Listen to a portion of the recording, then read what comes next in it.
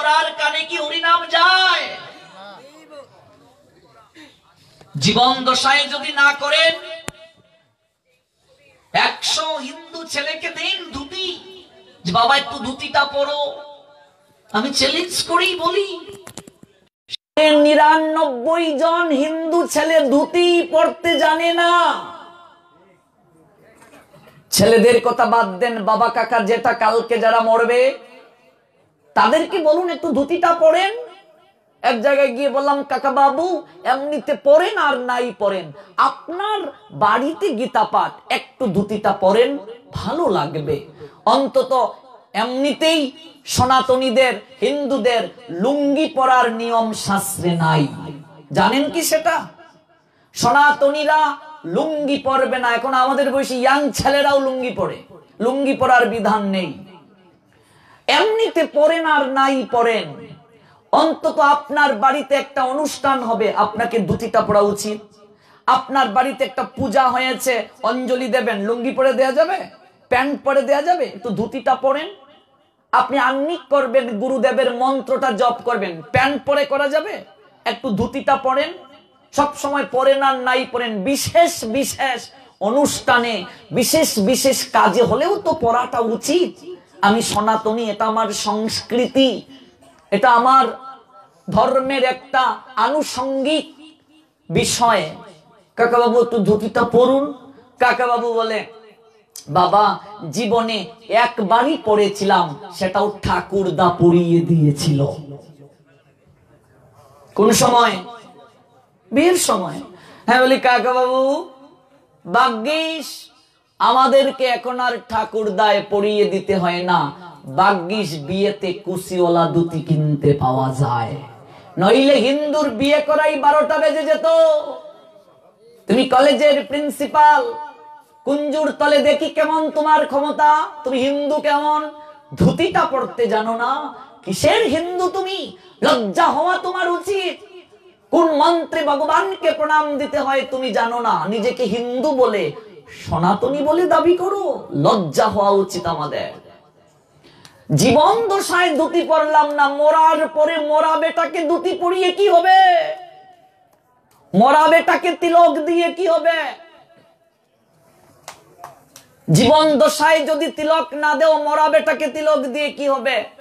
জীবন দশায় তিলক দিয়ে আমরা যখন যাই, অন্য সমাজের, অন্য ধর্মের কেউ নয়, আমাদের ধর্মের, আমাদের সমাজের লোকেরা দেখে, টিকা টিপ্পনি করে। তিলক দিয়ে কলেজে গেলাম, আমাকে দেখে বলছে যে বেশ দর্শরে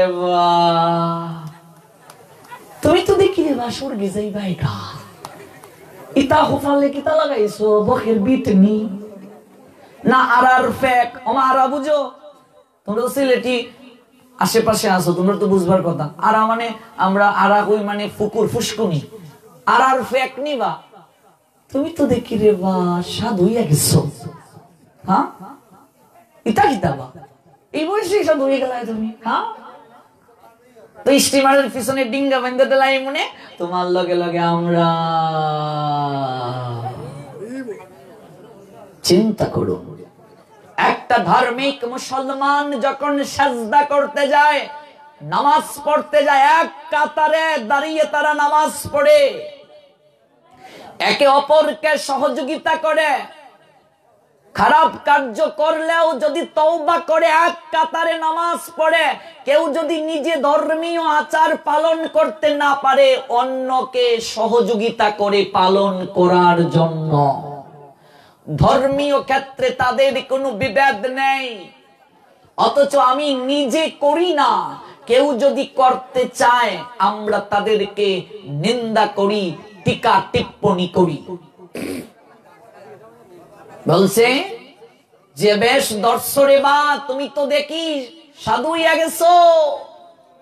এখানেই শেষ নয়, যিনি নিন্দা করছেন ওই নিন্দাকারী ব্যক্তির মাঝে 65+ এরকম একজন দাদু আছেন, 65 বছরের উপরে, তিনিও বলছেন। তাই বললাম, দাদু আমার না সময় হয়নি, আপনার তো অনেক বয়স হয়েছে, দেখে তো মনে হয় 60+ হবে।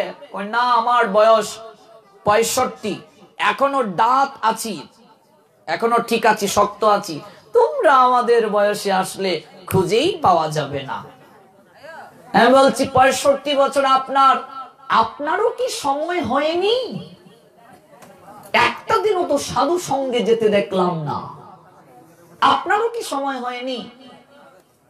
না, এখন ভাবছি একটু একটু ধর্ম পালন শুরু করব।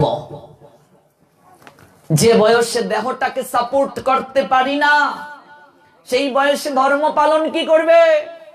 70 বছরের দাদুকে যদি বলি, ও দাদু চলো একটু গীতা পাঠে যাই, দাদু বলবে, ভাই রে আমার তো ঘন ঘন বাথরুম টয়লেটে যেতে হয়।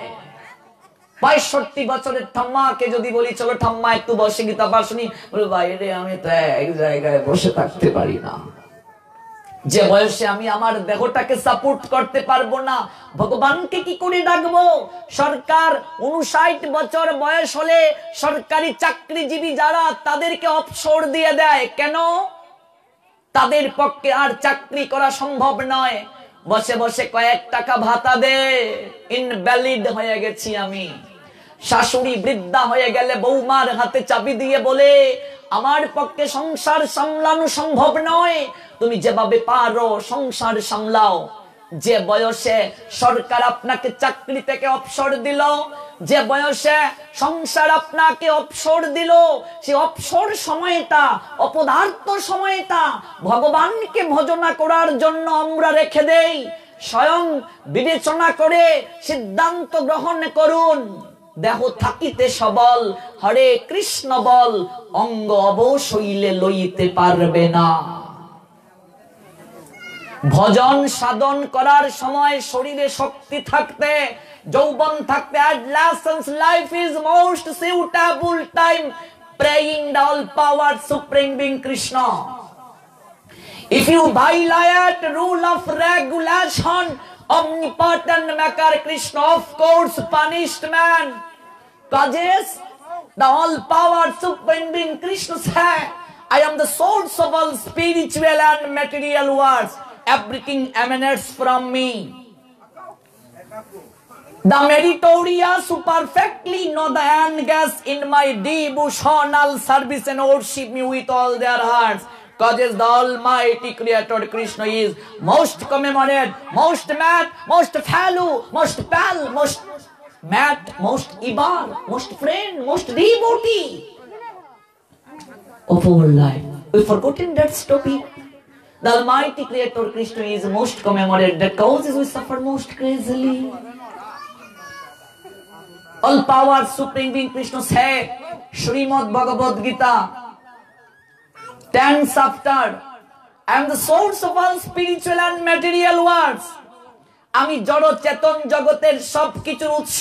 We forgotten that topic. ভুলে গেছি সেই যে অমূলক, সেই যে চিরসত্য, চির নির্মল কথা ভগবান যেটা বলছেন 10ম অধ্যায় বিভূতি যুগে, everything emanates from me. Emanates what means that word. Emanates মানে উৎপন্ন হওয়া, সবকিছু আমি থেকে উৎপন্ন হয়েছে। এবং এই জগতে আমি কেন আসলাম? Our heartiest dignity dedicate omnipotent maker almighty creator Krishna. আমার সমস্ত কিছু ভগবত চরণে অর্পণ করব। কৃষ্ণ ভজিবার তলে সংসারেতে আইয়া। সংসারে কেন এসেছি মা? কৃষ্ণ ভজন করার জন্য। তাহলে একবার ভেবে দেখুন, যে বয়সে আপনি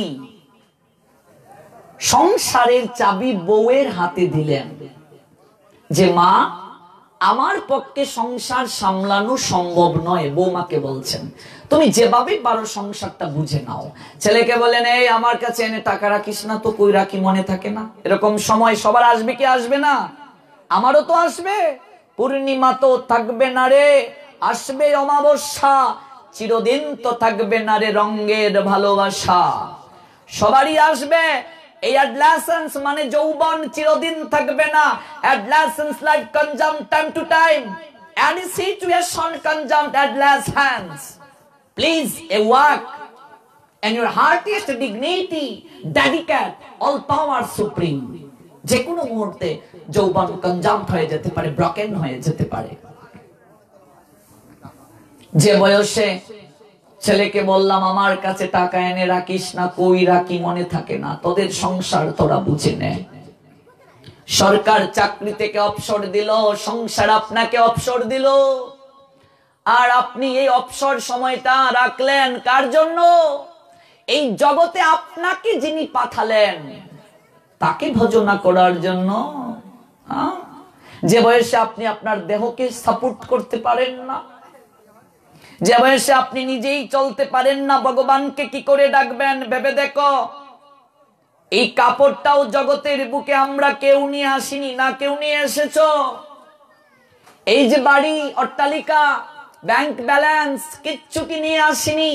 জন্মের পর খাবো কি আমি ভাবিনি, আপনি ভাবেননি, ভগবান মায়ের স্তনে দুধ রেখে দিয়েছেন। সেই দুধ কতটুকু উষ্ণ, কতটুকু শীতল হবে ভগবান পরিমাপ করে দিয়েছেন। জন্ম দিয়েছে তোমায় পরে, আহার দিয়েছে তোমার মুখে পড়ে, শিক্ষা দিয়েছে তোমাকে পড়ে।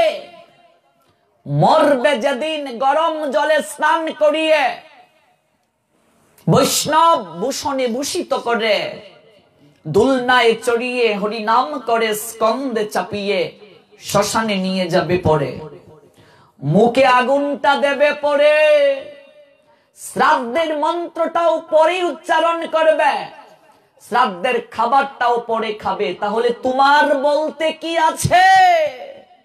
ভেবে দেখো, রাত্রে গিয়ে যদি ঘুমাও, চোখটা যদি খুলে তোমার জীবনে সকাল, আর না খুললে পরকাল। আজকে রাত্রে ঘুমিয়েছ, চোখটা যদি খুলে সকাল, আর নইলে পরকাল। এই রঙ্গ ভরা নাট্যমঞ্চে অভিনয় করতে এসে মা বাবা ভাই বোন আত্মীয় স্বজন পেয়ে প্রকৃত আপনার জন তাকে ভুলে গেলাম। নিজে করি না, অন্য কেউ ধর্ম পালন করলে আমাদের সবচেয়ে বড় খারাপ অভ্যাস টিকা টিপ্পণী করি, নিন্দা করি। আমি বললাম আমার বয়স হয়নি, আপনার তো অনেক বয়স হয়েছে, করেন না, একটু একটু শুরু করব। যাওয়ার সময় বলছে দাদু ভাই একটু আশীর্বাদ করিও, তোমরা তো ভক্তি পথে আছো, তোমাদেরকে দেখে ভালো লাগে, একটু আশীর্বাদ করিও, প্রার্থনা করিও ভগবানের কাছে। একটা কর্তব্য রয়ে গেছে। আমি বললাম কি? নাতিটার যেন বিয়েটা দেখে যেতে পারি। হরি বল। নাতির বিয়ে দেখলেই জীবন সার্থক। নাতির পরে তো আরো ইচ্ছে জাগবে পন্থী, পন্থীর গড়ে খন্তি, খন্তির গড়ে দা, দার গড়ে কুড়াল, কুড়ালের গড়ে শ্রেণী, শ্রেণীর গড়ে আতা, আতার গড়ে চামচ। চামচের পর কিচ্ছু আছে গো মা? থাকলে আমি জানি না, থাকতেও পারে, নাই, আচ্ছা ঠিক আছে। চামচের পর যদি কিচ্ছু থাকে, তারও দেখার ইচ্ছে থাকে। এই জন্য শঙ্করাচার্য বললেন শিশুরা খেলায় মগ্ন, যুবকরা যুবতীদের সাথে প্রেমের আলাপে মগ্ন, বৃদ্ধরা তাদের ব্যর্থ জীবনের অবস্থানটি গুছিয়ে নেয়ার জন্য ব্যস্ত। কিন্তু আহারে, জগতে কেন এলাম, কেনই বা গেলাম, কেউ তার অনুসন্ধান করলো না। এলাম কোত্থেকে, যাব কোথায়, কেউ সেটা ভাবে না। ভজনার সময় কখন, সাধনের সময় কখন, কখন ভগবানকে ডাকবো, বয়সটা কখন, সময়টা কখন। ম্যাক্সিমাম মা বাপেরা মনে করে ছেলেটাকে বিয়ে করিয়ে নেই, তারপরে বউটাকে সংসার বুঝিয়ে দিয়ে একটু ধর্ম পালন করব। এক মাসিমাকে বললাম, মাসিমা একটু মন্দিরে আসতে পারো না, সপ্তাহে একটা দিন শুক্রবারে তো আসতে পারো। মাসিমা বলে বাবারে ফাল্গুনে আমার ছেলেটার বিয়ে, ছেলেটাকে বিয়ে করিয়ে বৌমার হাতে সংসার বুঝিয়ে তারপর মন্দিরে আসবো, এক শুক্রবার মিস করব না। ফাল্গুনে ছেলেকে গোটা করিয়ে বিয়ে দিল, জ্যৈষ্ঠে আবার দেখা, মাসিমা তুমি না বললে আসবে, শুনলাম ছেলেকে ঘটা করিয়ে বিয়ে দিয়েছো ফাল্গুনে, আসো না কেন মন্দিরে? মাসি বলে বাবারে ইচ্ছে ছিল শাশুড়ি হব, হয়ে গেলাম নতুন বউ। কলিযুগ তো বাবা, শাশুড়ি হওয়ার ইচ্ছে ছিল, নতুন বউ হয়ে গেলাম, জীবনে গীতা পাঠে আসা হলো না। সংসারে যতদিন থাকবে, সংসারকে ধরে রাখলে সংসারও কোনোদিন তোমায় ছাড়বে না। এই সংসারটা হচ্ছে মায়ার কম্বলের নিয়ায়, মায়ার লেপের নিয়ায়। এই যে শীতের সময় কম্বল লেপ খাতা ব্যতীত চলে না। এই সংসারটাকে মহাজন ভল্লুকের নিয়ায় কল্পনা করেছেন, ভল্লুক কিংবা কচ্ছপের কামড়ের নিয়ায় চিন্তা করেছেন। কচ্ছপের কামড় সহজে ছাড়ে? সংসারকে যদি কামড় দিয়ে ধরো, সংসারও তোমাকে কামড় দিয়ে ধরবে, এত সহজে ছাড়বে না। গুরু শিষ্য যাচ্ছেন নদীর পার দিয়ে হেঁটে, হঠাৎ শিষ্য দেখছেন একটা কম্বল ভেসে আসছে নদীতে। গুরুদেব, একটা কম্বল ভেসে আসছে, আমি যাচ্ছি নিয়ে আসবো। বলছে, আরে যাস নে, আমার কথা শোন না। গুরুদেব যে চকচক করছে, ঝাঁপ মেরে নদীতে পড়ে গেল, সাঁতরে গেল। কম্বলটাকে ধরবে, মূলত একটা কম্বল নয়, একটা স্রোতে ভাল্লুক ভেসে আসছে। ভাল্লুকের চামড়া তো কম্বলের নিয়ে আয়। ভাল্লুকটাকে ধরতে গিয়েছে, এবার ভাল্লুক তো বাঁচার জন্য ধরছে ছাপ মেরে, এবার চেষ্টা করছে। গুরুদেব বলছেন, এই চলে আয়। গুরুদেব, আসতে তো চাচ্ছি, ভাল্লুককে ছেড়ে দে। এটা কি? গুরুদেব তো বুঝতে পারছেন ভাল্লুক। বলছেন ছেড়ে দে। বলছে, গুরুদেব আমি তো কম্বল ছাড়তেই চাই, কম্বল তো আমায় ছাড়ে না। ভাবছে কম্বল, গিয়ে দেখে ভাল্লুক। গুরুদেব তো বুঝলেন এটা ভাল্লুক, অন্তর্যামী সদ্গুরুদেব, তিনি আগেই বলছেন বুঝে যা। নেমে পড়লো, ভাবছে কম্বল, জড়িয়ে ধরলো। এবার ভাল্লুকও জড়িয়ে ধরলো, ছাড়ছে না। বলছে ছেড়ে দে। বলছে আমি তো কম্বলকে ছাড়তেই চাই, কম্বল তো আমায় ছাড়ছে না। সংসারটা কম্বলের নিয়ায়, শীতে কম্বলের নিয়ায়, কচ্ছপের কামড়ের নিয়ায়। তুমি যত আঁকড়ে ধরবে, সংসার তোমাকে ছাড়বে না। ছোট্টবেলা থেকে যদি একটু একটু করে ভজন করতাম আমরা, আজকে যদি বয়স 40 হয়, 50 হয়, ভেবে দেখো ছোট্টবেলা থেকে 8 বছর বয়স থেকে যদি 4 মালা করে জপ করতাম প্রতিদিন, 40-50 বছর বয়সে কত মালা তুমি ব্যাংকে জমা করে রাখতে পারতে? ভেবে দেখেছো? শৈশবে বোঝে কৃষ্ণ, কৃষ্ণ পাবার আসে, যৌবনে ভজে কৃষ্ণ, আসে বানায় আসে, আর বৃদ্ধকালে ভজে কৃষ্ণ, জমের তারাসে। বৃদ্ধকাল কেউ ভালোবাসে না, পুরাতনকে কেউ ভালোবাসে না গো। সংসারকে যে এত ভালোবাসো, ছেলেকে না খাইয়ে খাও না, ছেলে চলে গিয়েছে, মেয়ে চলে গিয়েছে, রাস্তায় গিয়ে দাঁড়িয়ে থাকো কবে আসবে। 3 দিন বিছানায় পড়ে দেখো, 4 দিনের দিন ওই আদরের ছেলেটাও আর আদর করে মা বলে ডাকে না, মনে মনে ভাবে একেশ পাখে দন্ত নরে, সম্বল হয় তোমার লাঠি, আর পুত্র পরিজন সকলে বলে এই জঞ্জাল মরলে বাঁচি। বাস্তবকে বাস্তব রূপে ভেবে নাও, সংসারে কেউ কারো নয়। এই প্রকৃত সত্য যেদিন মানুষ উপলব্ধি করতে পারবে, সেদিন সংসারের পাশাপাশি ভগবানকে বাদ দেবে না। জলের মাঝে নৌকা থাকে, সমস্যা আছে মা? নৌকা তো জলে ভেসেই থাকে, কিন্তু নৌকার মাঝে যদি জল ঢুকে যায় কি হয়? নৌকা জলের মাঝে ডুবে যায়। সংসারে থাকো, সংসারে তো থাকতে হবে, সংসারকে বাদ দেওয়া যাবে না, চাকরি বাদ দেওয়া যাবে না, ব্যবসা বাদ দেওয়া যাবে না, পড়াশোনা কিছুই বাদ দেওয়া যাবে না, এগুলো করতেই হবে। এগুলো ছাড়া তো সংসারে টিকে থাকতে পারবো না। চাকরি বাকরি, ব্যবসা বাণিজ্য সবকিছু করতে হবে। জলের মাঝে নৌকা, নৌকা ভেসে থাকে, নৌকার মাঝে জল ঢুকলে সেই নৌকা জলের মাঝে ডুবে যায়। সংসারে থাকো, কিন্তু সংসারটাকে এতটা ভিতরে প্রবেশ করাইও না। সংসারকে যদি এতটা ভিতরে প্রবেশ করাও, তুমিও সংসার সমুদ্রে ডুবে যাবে, আর কোনোদিন কুল কিনারা খুঁজে পাবে না। যারা বলছি সময় হয় নাই, পরে ডাকবো, পরে একাদশী ব্রত শুরু করব, হরিনাম পরে করব, সাধু সঙ্গে পরে যাব, তাদের জীবনে আর কখনো করা হবে না। সারা বাংলায় যখন ঘুরে বেড়াই, বিভিন্ন জেলায় যাওয়ার পরে বৃদ্ধ যারা আছেন তারা গলা জড়িয়ে ধরে কাঁধে চিৎকার করে যে প্রভুজি, আমরা কেন সময় থাকতে শুরু করলাম না? এখন তো ভালো করে রাম বলতে আম এসে যায়, দাঁত পড়ে গেছে, কানে ভালো করে শুনি না, চোখে ভালো করে দেখি না, কেন যে ভুল করলাম। এই জন্য ভজনের সাধনের বয়স কখন? কৌমার কাল। কৌমার কাল হচ্ছে ভজনের সময়। প্রহ্লাদ মহারাজ বললেন 7 বছর বয়সের পূর্ব পর্যন্ত আমাদের কোন পাপ চিত্রগুপ্তের খাতায় লেখা হয় না। কয় বছর? 7 বছর। বয়স 7 হয়ে গেলেই তোমার সমস্ত দৈনন্দিন কাজের হিসাব 2টি খাতায় লেখা হয়।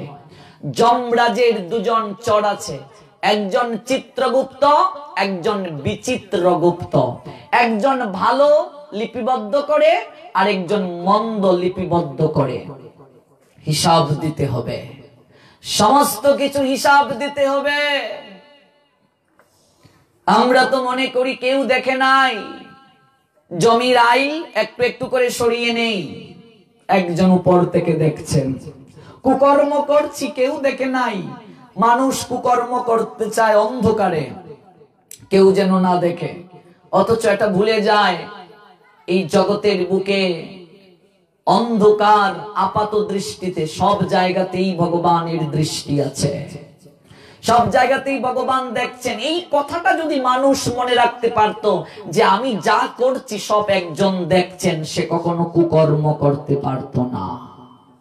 গুরুদেব শিষ্যকে দিলেন, 2জন শিষ্য এসেছে, দুজনেই দীক্ষা নেবে। গুরুদেব বলছেন দীক্ষা যে দেব একটু পরীক্ষা করতে হবে তোমাদের। সদ্গুরু এত সহজে কাউকে দীক্ষা দেয় না, আগে যাচাই বাছাই করে ক্ষেত্র প্রস্তুত করে, যত্র তত্র বীজ বপন করে না। বলছে আমার কাছ থেকে দীক্ষা নিতে চাও, একটা পরীক্ষা দিতে হবে। 2টা কবুতর দিলেন, এমন এক জায়গায় যাও, এমন এক জায়গায় গিয়ে কবুতরটাকে হত্যা করে নিয়ে আসো, কেউ যেন না দেখে। এবার একজন শিষ্য বলে এটা আবার পরীক্ষা হলো, এমন এক জায়গায় যাব, দরজা বন্ধ করে মেরে নিয়ে আসবো, কেউ দেখবে না। গুরুদেব মেরে নিয়ে এসেছি, বলছেন বাহ ভালো করেছ, তোমার হৃদয় মাঝে এই চেতনা কখনো জাগ্রত হয়নি, জীব হত্যা মহাপাপ, তুমি যেটাকে মারছো। গুরুদেব আপনি আদেশ দিয়েছেন। আরে বুকা, আমি আদেশ দিয়েছি তাই বলে মেরে নিয়ে আসবে? আচ্ছা ঠিক আছে বসো। দ্বিতীয় শিষ্য সব জায়গায় ঘুরলো, ঘুরতে ঘুরতে এসে কবুতরটাকে নিয়ে এসে বলছে গুরুদেব সব জায়গায় গেলাম, কিন্তু কোন জায়গাতেই কবুতরটাকে মারার নিরালা কোন জায়গা পেলাম না। এই কি বলছিস? আমি গিয়ে ঘরে দরজা বন্ধ করে মেরে নিয়ে আসতাম, তুই পারলি না? সারা 2 জায়গা ঘুরলি, নিরালা জায়গা খুঁজে পেলে না। গুরুদেব বলছেন তুমি চুপ করো, শুনি তার কাছ থেকে সে কি বলতে চায়। কেন নিরালা জায়গা কেন পেলে না? বলছি গুরুদেব যে জায়গাতেই গেলাম হয়তো মানুষ নেই, কিন্তু আমার হৃদয়ে একটা চেতনা কাজ করেছে, মানুষ না হলে উপর থেকে একজন দেখছেন। জগতে কোথাও তো নিরালা জায়গা খুঁজে পেলাম না গুরুদেব, তাছাড়া এটাকে আমি কি করে হত্যা করবো, এটারও তো প্রাণ আছে। গুরুদেব বললেন তুমি আমার যথার্থ শিষ্য হওয়ার যোগ্য। মানুষ যদি উপলব্ধি করতে পারত সব জায়গায় ভগবান আছেন, আছো অনল অনিলে চির নবনীলে বুদর সলিল গহনে, আছো বিটপিলতায় জলদের গায়ে শশিতা রোকায় তপনে। ভগবান অনলে আছেন, অনিলে আছেন, নবনীলে আছেন, সব জায়গায় আছেন। বিটপিলতায় জলদের গায়ে ভগবান আছেন। মানুষ কখনো খারাপ কাজ করতে পারত না। আমরা ভুলে গেছি সেই তত্ত্বটা। ওই তত্ত্ব ভুলে যাবার কারণেই জগৎ সংসারে এতটা কষ্ট পাচ্ছি। ভজনা করার সময় কখন? শাস্ত্র বলছেন তোমার বয়স 8 বছর হয়ে গেলেই একজন সৎ গুরুদেবের চরণে তোমাকে আশ্রিত করে দিতে হবে। বয়স 8 হয়ে গেলে, 8 বছর বয়স হয়ে গেলেই তোমাকে একাদশী ব্রত শুরু করতে হবে। এটা কলি যুগের ভজনের কথা বলছি। সত্য, ত্রেতা, দাপর, এর আগেও 3টা যুগ ছিল। 3 যুগের ভজন পদ্ধতি আমরা জানি। সত্য যুগের আয়ুষ্কাল ছিল 17,28,000 বছর। সত্য যুগের মানুষের আয়ু ছিল 1 লক্ষ বছর। 1 লক্ষ বছর মানুষ বাঁচতে পারত। ধর্মের 4টা পা নিয়ে ধর্ম চলাচল করত। প্রায় সবাই ধার্মিক ছিল। সত্যের পরে ত্রেতা আসলো। সত্য যুগে মানুষ ধ্যান করত হাজার হাজার বছর ভগবান বিষ্ণুর। ত্রেতা যুগের আয়ুষ্কালও কমে গেল। 17,28,000 বছর থেকে ত্রেতা যুগের আয়ুষ্কাল এসে দাঁড়ালো 12,96,000 বছর। সত্য যুগে 17,28,000 বছর আয়ু ছিল। ত্রেতাতে আসলো 12,96,000। তো 17,28,000 বিয়োগ 12,96,000 কয় বছর কমলো? 4,32,000 বছর কমে গেল। মানুষের আয়ু ছিল সত্য যুগে 1 লক্ষ বছর, কিন্তু ত্রেতাতে এসে মানুষের আয়ু দাঁড়ালো 10,000 বছর। ত্রেতা যুগে ধর্মের 4টা পার মাঝে 1টা পা ভেঙে গেল। এই 10,000 বছরের মাঝে মানুষ 1000 বছর কিংবা 100 বছর ত্রেতা যুগে যাগ যজ্ঞ ইত্যাদি সম্পাদন করত ভগবানকে সন্তুষ্টি বিধানের জন্য। ভগবান রামচন্দ্র আসলেন সেই যুগে। ত্রেতার পরে আসলো দাপর যুগের আয়ুষ্কাল কমে দাঁড়ালো 12,96,000 বছর থেকে 8,64,000 বছর। কমলো কত? 12,96,000 বিয়োগ 8,64,000 কত কমলো? 4,32,000 বছর। আরো 4,32,000 কমে গেল। ধর্মের 4টা পার মাঝে 2টা পা ভেঙে গেল। মানুষের আয়ু কমে দাঁড়ালো 10,000 বছর থেকে অনলি 1,000 বছর। সেই দাপরে পরিচর্যা ছিল। স্বয়ং ভগবান কৃষ্ণ জগতের বুকে আসলেন। দাপরের পরে বর্তমান যে যুগে আমরা আছি সেই যুগের নাম কি? কেউ জানেন না? কলিযুগ। মাতাজিরা হয়তো জানেন না, বলছেন না। কলিযুগ। এই কলিযুগের আরেকটা নাম আছে কলহের যুগ। কলহ মানে কি? ঝগড়া, ঝগড়ার যুগ। এই যুগে দলাদলি বেশি থাকবে, ঠেলাঠেলি থাকবে, সব জায়গায় দেখবে ঝগড়া। অর্থাৎ কলিযুগের মানুষেরা এক জায়গায় যৌথভাবে থাকতে পারবে না। একান্নবর্তী পরিবার দেখছেন, যৌথ পরিবার সব ভেঙে যাচ্ছে। এক জায়গায় মিলেমিশে কলিযুগে থাকতে পারবে না, কুকুরের মতো কামড়া কামড়ি করবে। এই যুগের নাম কলহের যুগ, মানে ঝগড়ার যুগ, কলিযুগ। কলিযুগের স্থায়িত্বকাল কত? 4,32,000 বছর। দাপরে ছিল 8,64,000 বছর। 8,64,000 থেকে বিয়োগ করেন 4,32,000 কত কমলো? 4,32,000। মানুষের আয়ু 1000 বছর থেকে কমে দাঁড়ালো অনলি 100 বছর। আবার শাস্ত্র বললেন ধর্মের সঙ্গে সম্পর্ক না থাকার কারণে, ঠিকভাবে ব্রহ্মচর্য ব্রত পালন না করার কারণে, সঠিকভাবে ধর্মের অনুশাসনকে না মানার কারণে কলিযুগের মানুষের নির্ধারিত কোনো আয়ু নাই। কলিযুগের মানুষেরা যে কোনো সময়ে মরে যাবে। দাদুর আগে নাতি মরবে, মায়ের আগে মেয়ে মরবে। এই যুগের নাম কলি। যে কোনো সময় মানুষ হবে বলি। ঠিক বলছি? নিশ্চয়তা আছে? কেউ কি জানেন আপনি কত বছর বাঁচবেন? মা জানো? এই জায়গা থেকে আমি উঠতে পারবো কিনা গ্যারান্টি আছে? আপনি বাসায় যেতে পারবেন কিনা নিশ্চিন্তে নিশ্চয়তা আছে? রাত্রে ঘুমিয়েছেন, সকালে উঠতে পারবেন কিনা নিশ্চয়তা আছে? নিশ্চয়তা নেই। তাই শাস্ত্রকার কলিযুগের মানুষের আয়ু নির্ধারণ করলেন মাত্র 7 দিন। এটা আবার কি কথা? 7 দিন আয়ু কি করে হয়? শনি, রবি, সোম, মঙ্গল, বুধ, বৃহস্পতি, শুক্র, এই 7 দিনের মাঝে একদিন তোমাকে মরতে হবে কি হবে না? 7 দিন, যে কোনো দিন মরে যাবে। বলো হরি হরি বল। মরে যাবে। বলছিলাম মৃত্যুর প্রসঙ্গে, মৃত্যুকে মানুষ জয় করার চেষ্টা করছে, ঘুরে ফিরে যাব সেই জায়গায়। মরতে হবে তোমাকে। মৃত্যুটা চিরন্তন, মরবে। মৃত্যুকে রোধ করা যাবে না। এই বিশ্ব প্রকৃতির চিরায়ত রীতি অনুসারে পৃথিবী জুড়ে চলছে পালা বদলের খেলা। তাই সে খেলার সোপান বেয়ে একদিকে যেমন বেজে উঠে আগমনী সুর, ঠিক তেমনি সময় অন্যদিকে বেজে ওঠে বিদায়ের করুণ সানাই। এসেছো, যেতে হবে। কেউ থাকবে না চিরদিন এই জায়গায়। আমরা সবাই ভাড়াটিয়া। যারা নিজেকে মালিক বলে মনে করছে ওরা মূর্খ। একদিন যেতে হবে। অতিথিশালায় বেড়াতে এসেছি আমরা। অতিথিশালায় বসে বসে ভাবছড়ে মন সব তোমারই। তোমার ঘর, তোমার বাড়ি, এই তো তোমার জমিদারি। যেদিন যমরাজ করবে সমনধারী, সেদিন দুহাই দিবে কোন রাজার। যমরাজ যেদিন সমনধারী করবে, সেদিন দুহাই কোন রাজার দেবে। যেতে হবে সবাইকে।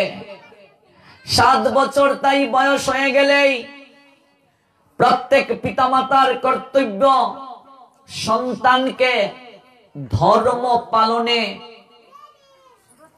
তাদেরকে সহযোগিতা করা। এবার অনেক মা বাবা নিজেরাই ধর্ম পালন করে না। 7 বছর হয়ে যাওয়ার পর কি করে বাচ্চাদেরকে ধর্ম পালনে সহযোগিতা করবে? নিজেরাই করে না মা বাবা। এরকমও দেখেছি, বয়স হয়ে গেছে 40, এখনো দীক্ষাই নেয়নি। সমাজে কত লোক আছে দীক্ষাও নেয়নি, নিজেরাই ধর্ম পালন করে না। একজন তত্ত্বদ্রষ্টা গুরুদেবের চরণাশ্রিত হতে হবে, যিনি আমাকে তোমাকে ভগবানের সঙ্গে সংযোগ স্থাপন করার ভূমিকায় আসীন থাকবেন। গুরুকরণ করার অর্থ হচ্ছে একজন শিক্ষক গ্রহণ করা। গুরুদেব হচ্ছেন ভগবানের প্রতিনিধি। আমরা যেমন সরাসরি প্রধানমন্ত্রীর সঙ্গে দেখা করতে পারবো না, কোনো না কোনো মাধ্যমে তার কাছে যেতে হবে, তেমনি ভাবে সাধারণ জীব সরাসরি ভগবানের কাছে যেতে পারে না। যাওয়ার প্রক্রিয়া সে জানে না। গুরুদেব হচ্ছে মধ্যস্থ শক্তি। তিনি আমাদেরকে হাতে কলমে শিখাবেন, রাস্তা দেখিয়ে দেবেন, কিভাবে ভগবানের কাছে যাব সেই পদাঙ্ক অনুসরণ করিয়ে দেবেন। সেই গুরুদেবকে কি হতে হবে? সৎ গুরুদেব হতে হবে। সৎ গুরুদেবকে যেই কৃষ্ণ তত্ত্ববেত্তা সেই গুরু হয়, যিনি যথার্থ কৃষ্ণ তত্ত্ববেত্তা, যিনি শাস্ত্রকে ভালোভাবে জানেন, নিজের জীবনে আচরণে আনেন, তিনি অবশ্যই তার গুরু পরম্পরা থাকতে হবে। অবশ্যই তিনি আচরণশীল হবেন, অবশ্যই কৃষ্ণ তত্ত্ববেত্তা হবেন, অবশ্যই তিনি প্রসাদ বুঝি হবেন, অবশ্যই তিনি কোনো ধরনের চা পান বিড়ি সিগারেট গ্রহণ করবেন না। যে গুরুদেব চা খায়, বিড়ি খায়, সিগারেট খায়, তার কাছ থেকে দীক্ষা নেওয়া যাবে না। গুরুও যদি সুখ টান দেয়, শিষ্য আমিও যদি, তো গুরু আর শিষ্য তো দুই গু সমানেই। ঠিক ঠিক না? এক কানা আর এক কানারে পথ দেখাইবো কি করে? গুরুও কানা আমিও কানা, গুরুও সুখ টান আমিও সুখ টান। শাস্ত্র বলছেন নেশা জাতীয় কোন দ্রব্য যিনি গুরু হবেন তিনি গ্রহণ করতে পারবেন না। কেন? কারণ নেশা জাতীয় দ্রব্যের মাঝে কি থাকে? পাপ বিরাজ করে, অর্থাৎ কলির অবস্থান, কলি থাকে। নেশা জাতীয় দ্রব্য গ্রহণ করা যাবে না। চা পান বিড়ি সিগারেট খেতে পারবে না, পানও একটা নেশা, চাও নেশা, এগুলো গ্রহণ করতে পারবে না। যথার্থ গুরু এগুলো গ্রহণ করবে না। যদি করে বুঝতে হবে তিনি আচরণশীল নন। এবার আমরা নিজেরাই বিচার করতে পারবো কে আচরণশীল, কে আচরণশীল নন। আমি কাউকে অসম্মান করছি না, শাস্ত্রের কথা বলছি, ভাগবতে সেটা উল্লেখ আছে। যথার্থ গুরুদেব কোন ধরনের দ্রুত ক্রীড়ার সঙ্গে যুক্ত থাকবেন না, জুয়া জাতীয় খেলা খেলবে না। আজকে তরুণ সমাজ দেখবে আইপিএল এর নামে জুয়া ধরে, জরে কি ধরে না? জুয়া ধরে, বিপিএল এর নামে জুয়া। এরকম আমি দেখেছি বাংলায় ঘুরে অনেক ছেলে পিলে জুয়া খেলে সর্বশান্ত হয়ে গেছে। কদিন আগে, দুদিন আগে সময় টিভিতে দেখিয়েছে, নিউজটা দেখেছেন কিনা, এক কুলাঙ্গার তার বউকে পর্যন্ত বাজি ধরে ফেলেছে জুয়ায়। যাবেন কোথায়? কলি থাকে। যথার্থ গুরুদেব দুধ ক্রীড়া করবে না। কলিযুগে নিষেধ। ধর্মরাজ যুধিষ্ঠিরের পর্যন্ত মাথা বিগড়ে গিয়েছিল, পাশাতে নিজের স্ত্রীকে পর্যন্ত বাজি ধরে ফেলেছিল। ভাবা যায়? এত বড় ধর্মরাজ, তার যদি মাথা বিগড়ে যায়, কলিযুগে যদি পাশা খেলার চল থাকতো কি হতো আমাদের? আমরা তো এমনিতেই ধর্ম থেকে দূরে কলির প্রভাবে। কাজেই কলিযুগে পাশা নিষেধ, জুয়া নিষেধ। কোন ধরনের জুয়া জাতীয় খেলা খেলতে পারবে না। জুয়া এমন একটা জিনিস তোমাকে সর্বশান্ত করে দেবে। তরুণেরা বিশেষ করে এটা আকৃষ্ট হয়, পার্টনার হয়ে যাক বাজি। বুঝতে হবে কলি তোমার ঘাড়ে বসে গেছে। যথার্থ গুরুদেব কোন ধরনের দ্রুত ক্রীড়ার সঙ্গে যুক্ত থাকবেন না। যথার্থ গুরুদেব ভগবানকে ভোগ না দিয়ে প্রসাদ ছাড়া কিছু গ্রহণ করবে না। চা পান বিড়ি সিগারেট খাবে না, দ্রুত ক্রীড়ার সঙ্গে যুক্ত থাকবে না। মৈথুন, অবৈধ মৈথুন কার্যের সঙ্গে যুক্ত থাকবে না। অবৈধ মৈথুন মানে কি? অবৈধ সেক্সুয়ালিটি। যথার্থ গুরুদেব যুক্ত থাকবেন না। যদি থাকে তিনি গুরু হওয়ার যোগ্য নন। গুরুকরণ করার পূর্বে যাচাই করতে হবে আমি যে গুরুদেবের কাছ থেকে দীক্ষা নেব সেই গুরুদেবের গুরু পরম্পরা আছে কিনা। এই গুরু পরম্পরা যাচাই করলে সারা বাংলায় 90 জন গুরুদেব গুরুগিরি করতে পারবে না। গুরু পরম্পরা কি? আপনাকে যে মন্ত্র দেয়া হবে সেই মন্ত্র ভগবানের নিকট থেকে শ্রুতলিপির মাধ্যমে এসেছে কিনা। মনে করুন মেইন তারের সঙ্গে এটার যদি সংযোগ না থাকতো, এই তারের লাইট কি জ্বলতো? এই যে সাউন্ড হচ্ছে মেইন তারের সঙ্গে সংযোগ না দিলে চলতো? তেমনি গুরুদেব যে বীজ মন্ত্র দেবে ওই জ্ঞানটা ভগবানের নিকট থেকে এসেছে কিনা। এরকম গুরু পরম্পরা একটা লিস্ট আছে যিনি গুরুদেব হবেন যে সম্প্রদায়ের। এই কলিযুগে 4টা সম্প্রদায়কে দীক্ষার অনুমতি দেওয়া হয়েছে। মাধবাচার্য গৌড়ীয় সম্প্রদায়, যাকে বলে ব্রহ্ম মাধব, বিষ্ণু স্বামী সম্প্রদায়, নিম্বার্কাচার্য সম্প্রদায়, রামানুজাচার্য সম্প্রদায়। এই 4 সম্প্রদায়কেই দীক্ষার অনুমতি দেওয়া হয়েছে, পদ্মপুরাণে উল্লেখ আছে। গুরুদেব দেখতে হবেন তিনি এই 4 সম্প্রদায়ের মাঝে আছেন কিনা, থাকলে নেওয়া যাবে। গুরু পরম্পরা আছে কিনা উনার, অবশ্যই থাকলে নেওয়া যাবে। শুধু গুরু পরম্পরা থাকলে হবে না, তিনি যথার্থ আচরণ করেন কি না। গুরুর ছেলে সেও যে গুরু হবে এমন তো নয়, গুরুর ছেলে গরুও হতে পারে। সে যদি আচরণ না করে, আমরা তো মনে করি কর্তার ফুয়া কর্তা, ঠ্যাং দোয়া জল খাও, ঠ্যাং দোয়া জলের মাঝে যে ভাইরাস ব্যাকটেরিয়া থাকবে, বের হয়ে আসো, ধার্মিক হও, ধর্মান্ধ হইও না। ঠ্যাং দোয়া জল এখনো ফ্রিতে চলে। বৈষ্ণবের চরণ দৌত জলের মহিমা আছে। যথার্থ বৈষ্ণব, যথার্থ গুরুদেব কখনো কাউকে চরণ দৌত জল দেবেন না। যথার্থ গুরুদেব কখনো কাউকে সহজে চরণ স্পর্শ করতেই দেবেন না। মনে রাখবে, দীক্ষা গুরু, কৃষ্ণ ভক্ত, পিতামাতা আর স্বামী ব্যতীত অন্য কাউকে পা স্পর্শ করে প্রণাম দেওয়া শাস্ত্রে নিষেধ করেছেন। কথাগুলো ভালো করে বুঝবেন। এবার যদি দীক্ষা গুরুর চরণ স্পর্শ করেন, তার কাছে অনুমতি নিতে হবে যে গুরুদেব আমি চরণ স্পর্শ করে প্রণাম দিতে চাই। কোন ভক্ত বৈষ্ণবের অনুমতি ব্যতীত চরণ স্পর্শ করা যাবে না। আমরা তো ঠ্যাং তেল গরম করে টিপাটিপি চলে। কাউকে নিন্দা করছি না, আমি সব সময় বাস্তব কথাগুলো বলি। যথার্থ গুরুদেব কখনো কাউকে সহজে চরণ স্পর্শ করার অনুমতি দেবেন না। কেন? Our sense is most intoxicating and stimulant. আমাদের ইন্দ্রিয় যে কোনো সময় উত্তেজিত হয়ে যেতে পারে। মনে রাখতে হবে কথাগুলো।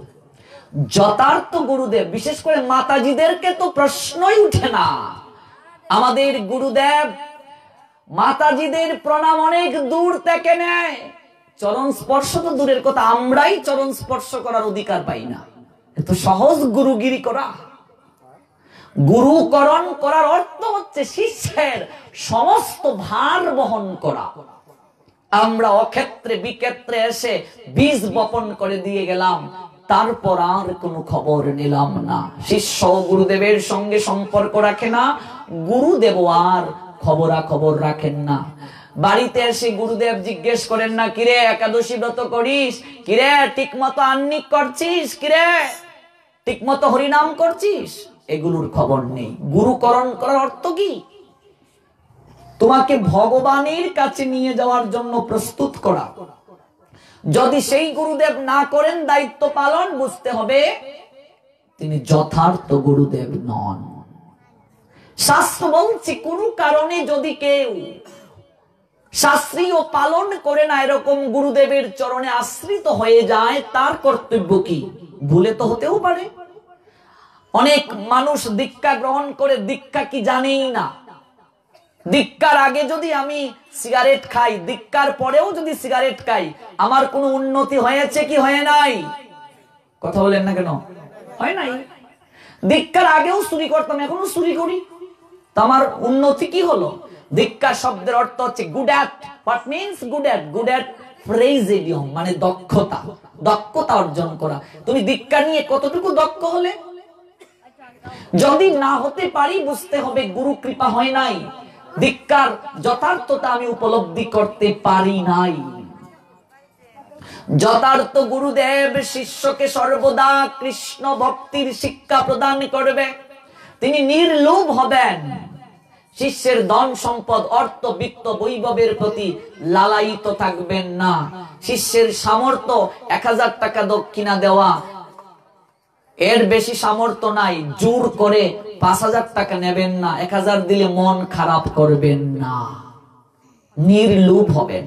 বিশ্বনাথ চক্রবর্তী ঠাকুর তার গুরু অষ্টাকমের 8টা শ্লোকে গুরুদেবের কি কি লক্ষণ হওয়া প্রয়োজন ব্যাখ্যা করেছেন।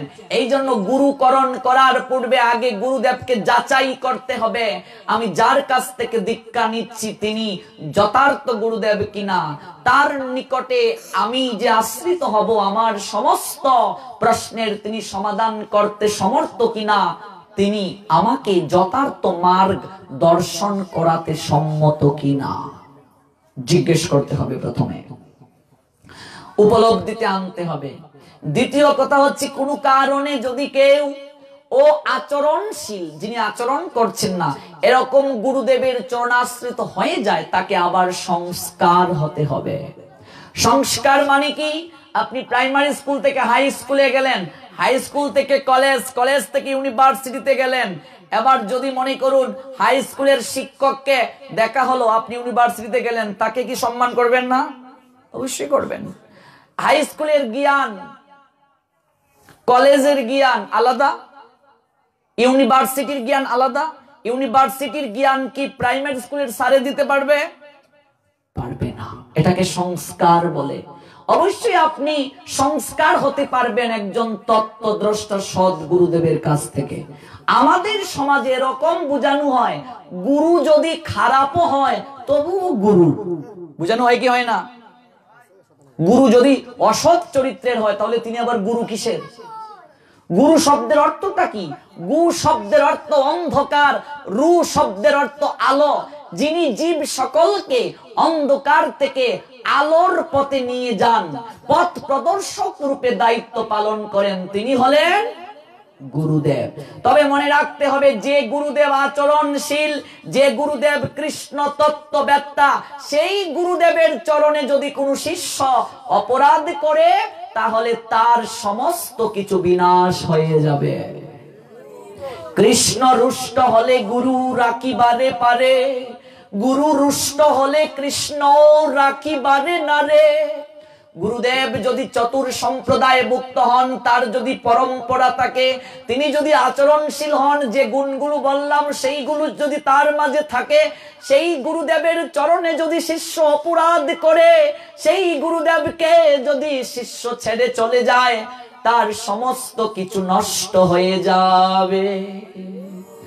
গুরুদেব হচ্ছেন ভগবানের সাকার মূর্তি। গুরুদেবকে ভগবানের মতোই সম্মান করতে হবে, ভালোবাসতে হবে, কিন্তু গুরুদেব কখনো ভগবান নন। গুরুদেব কি ভগবান? ভগবান নয়। তিনি কি? ভগবানের প্রতিনিধি। অনেক জায়গায় দেখা যায় গুরুদেবকে আসনে বসিয়ে ভগবানকে সরিয়ে দিয়েছে। গুরুদেব অবশ্যই পূজনীয়, ভগবানের মতোই সম্মান করতে হবে, শ্রদ্ধা করতে হবে, ভালোবাসতে হবে, কিন্তু তিনি কখনো ভগবান নন।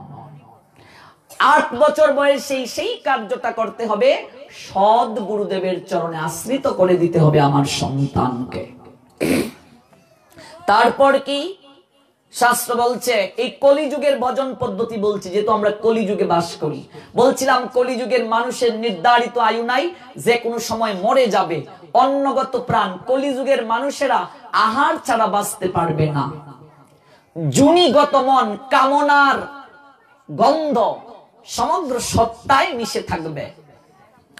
কলি শব্দের অর্থটা কি জানতে হবে। অফুটন্ত, অপ্রকাশিত ভক্তি, জ্ঞান, বৈরাগ্য এই যুগে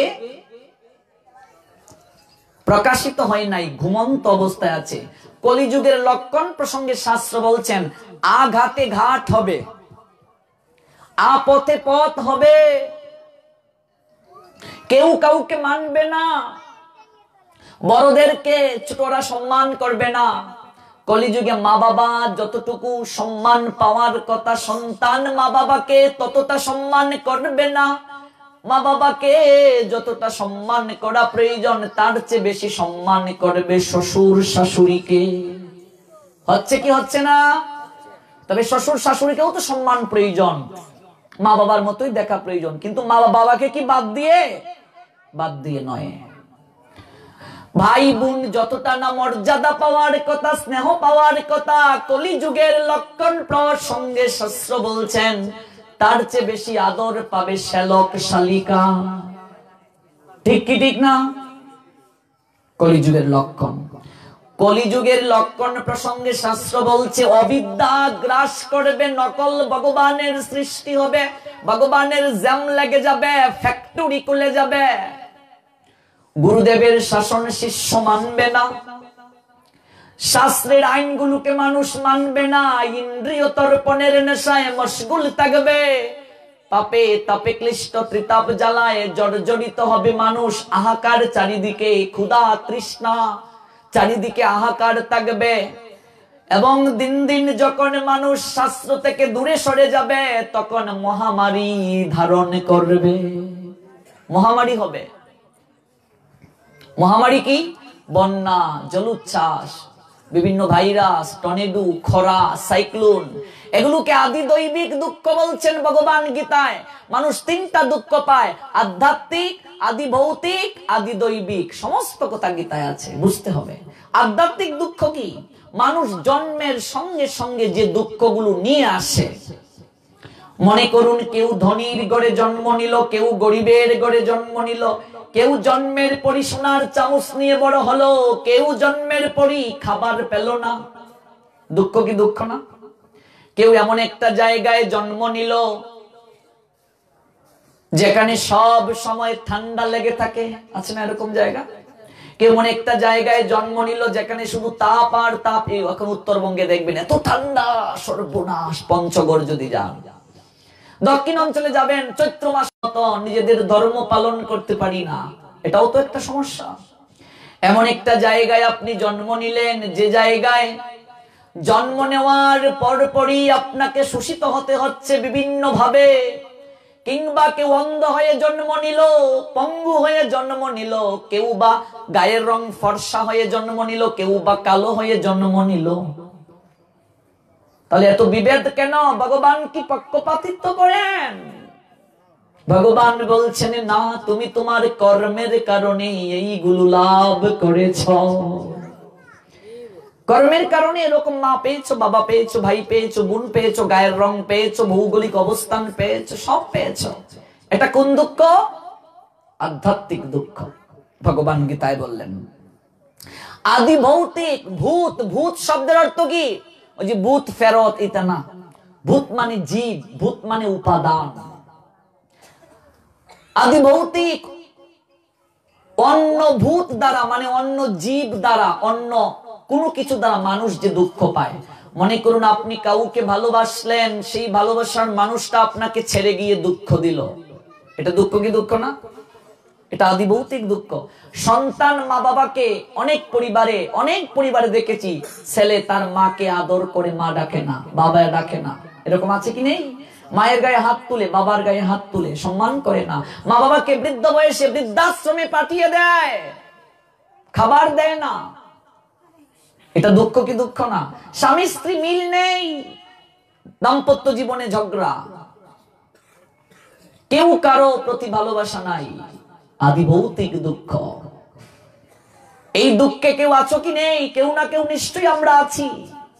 আদি দৈবিক দুঃখ, দৈব দ্বারা যে দুঃখগুলো আমরা পেয়ে থাকি। মনে করুন আপনি রাস্তা দিয়ে হেঁটে যাচ্ছেন, একটা গাড়ি এসে আপনার একটা ঠ্যাংকে ভেঙে দিল, আদি দৈবিক দুঃখ। বন্যায় আপনার ফসল ভেসে গেল, আদি দৈবিক দুঃখ। খরাতে সমস্ত ফসল নষ্ট হয়ে গেল। এই যে করোনা ভাইরাস মহামারী, লক্ষ লক্ষ লোক মরছে, আদি দৈবিক দুঃখ। বজ্রপাত, ঠাটায় আপনি মরে গেলেন, আদি দৈবিক দুঃখ। এই তিনটা দুঃখ ভগবান প্রদান করেন কর্মানুযায়ী। এই দুঃখগুলোর দায়িত্ব ভগবান কাকে দিয়েছেন? দেবী দুর্গাকে। দুর্গাকে ভগবানের বহিরঙ্গা শক্তি, দুর্গের যিনি অধিপতিনি তাকে দুর্গা বলে। জগৎটা একটা দুর্গা, দুর্গের অধিপতিনি দুর্গা মা। দুর্গা এই দুঃখগুলোকে দান করেন, দুঃখ দিচ্ছেন আমাদেরকে সর্বদা। এই যে কলিযুগের লক্ষণ, বলছেন মহামারী হবে, মানুষ বিপদে চলবে সুপথকে ভুলে। আরো বলছেন শাস্ত্র আমাদেরকে, এই কলিযুগের লক্ষণ প্রসঙ্গে বলছেন সব সময় পুরুষেরা স্ত্রীর প্রতি অত্যন্ত আকৃষ্ট থাকবে, বউয়ের কথায় চলবে। ঠিক ঠিক না? সারাদিন গাল মন্দ, দিনেও যদি লাগে দ্বন্দ্ব। কলিযুগের লক্ষণ প্রসঙ্গে কবি বলছেন সারাদিন গাল মন্দ করছে, দিনে যদি লাগে দ্বন্দ্ব, ঝগড়াও যদি দিনে করে, সারাদিন গাল মন্দ, দিনেও যদি লাগে দ্বন্দ্ব। নিদ নাই সুপুত্তুরের, নিদ মানে ঘুম, নিদ নাই সুপুত্তুরের, রাতে যদি না পায় বউয়ের গন্ধ, বউ ছাড়া বুঝবে না। কলিযুগের লক্ষণ বাস্তবতার সঙ্গে মিলিয়ে নেন। ঠিক বলছি কি বলছি না? শাস্ত্র বহু আগে কলিযুগের লক্ষণ এইভাবে বলছেন, ওহে কলিহত জীব, এই অবস্থা হবে। ব্যভিচার বৃদ্ধি পাবে, নারীর মূল্যায়ন কমে যাবে। 6 বছরের বাচ্চা থেকে 80 বছরের বৃদ্ধা পর্যন্ত ধর্ষিতা হচ্ছে আমাদের সমাজে। হচ্ছে কি হচ্ছে না? নিউজ পেপার খুলে দেখো, টিভি চ্যানেল খুলে দেখো, ছোট্ট বাচ্চা পর্যন্ত ধর্ষিতা হচ্ছে। নোয়াখালীর বেগমগঞ্জে কত বড় ঘটনা ঘটলো, মায়ের বয়সী মহিলাকে নগ্ন করলো, সমস্ত বিশ্ব দেখলো তাকিয়ে। কেমন সন্তান গর্ভে ধারণ করলে মা, যে সন্তান তোমার মুখটাকে সবার সামনে পুড়ে দিল, যে সন্তান তুমি বাবা তোমার মাথাটাকে নিচু করে দিল, এমন সন্তান কুলাঙ্গার পেটে ধরলে, সমস্ত সমাজ ধিক্কার দিল।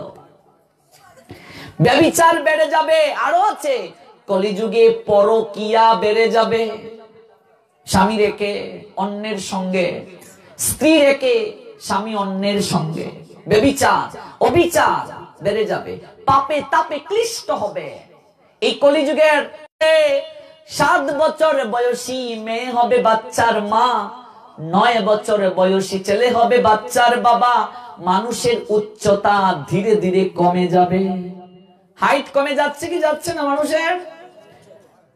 আগেরকার যারা আছেন এখানে, জেঠা বা দাদুর বয়সী বলুন, আপনারা যখন ছোট ছিলেন যত লম্বা দেখতেন, আমরা দিন দিন কমে যাচ্ছি। হাইট কমে যাবে, উচ্চতা কমে যাবে কলির প্রভাবে।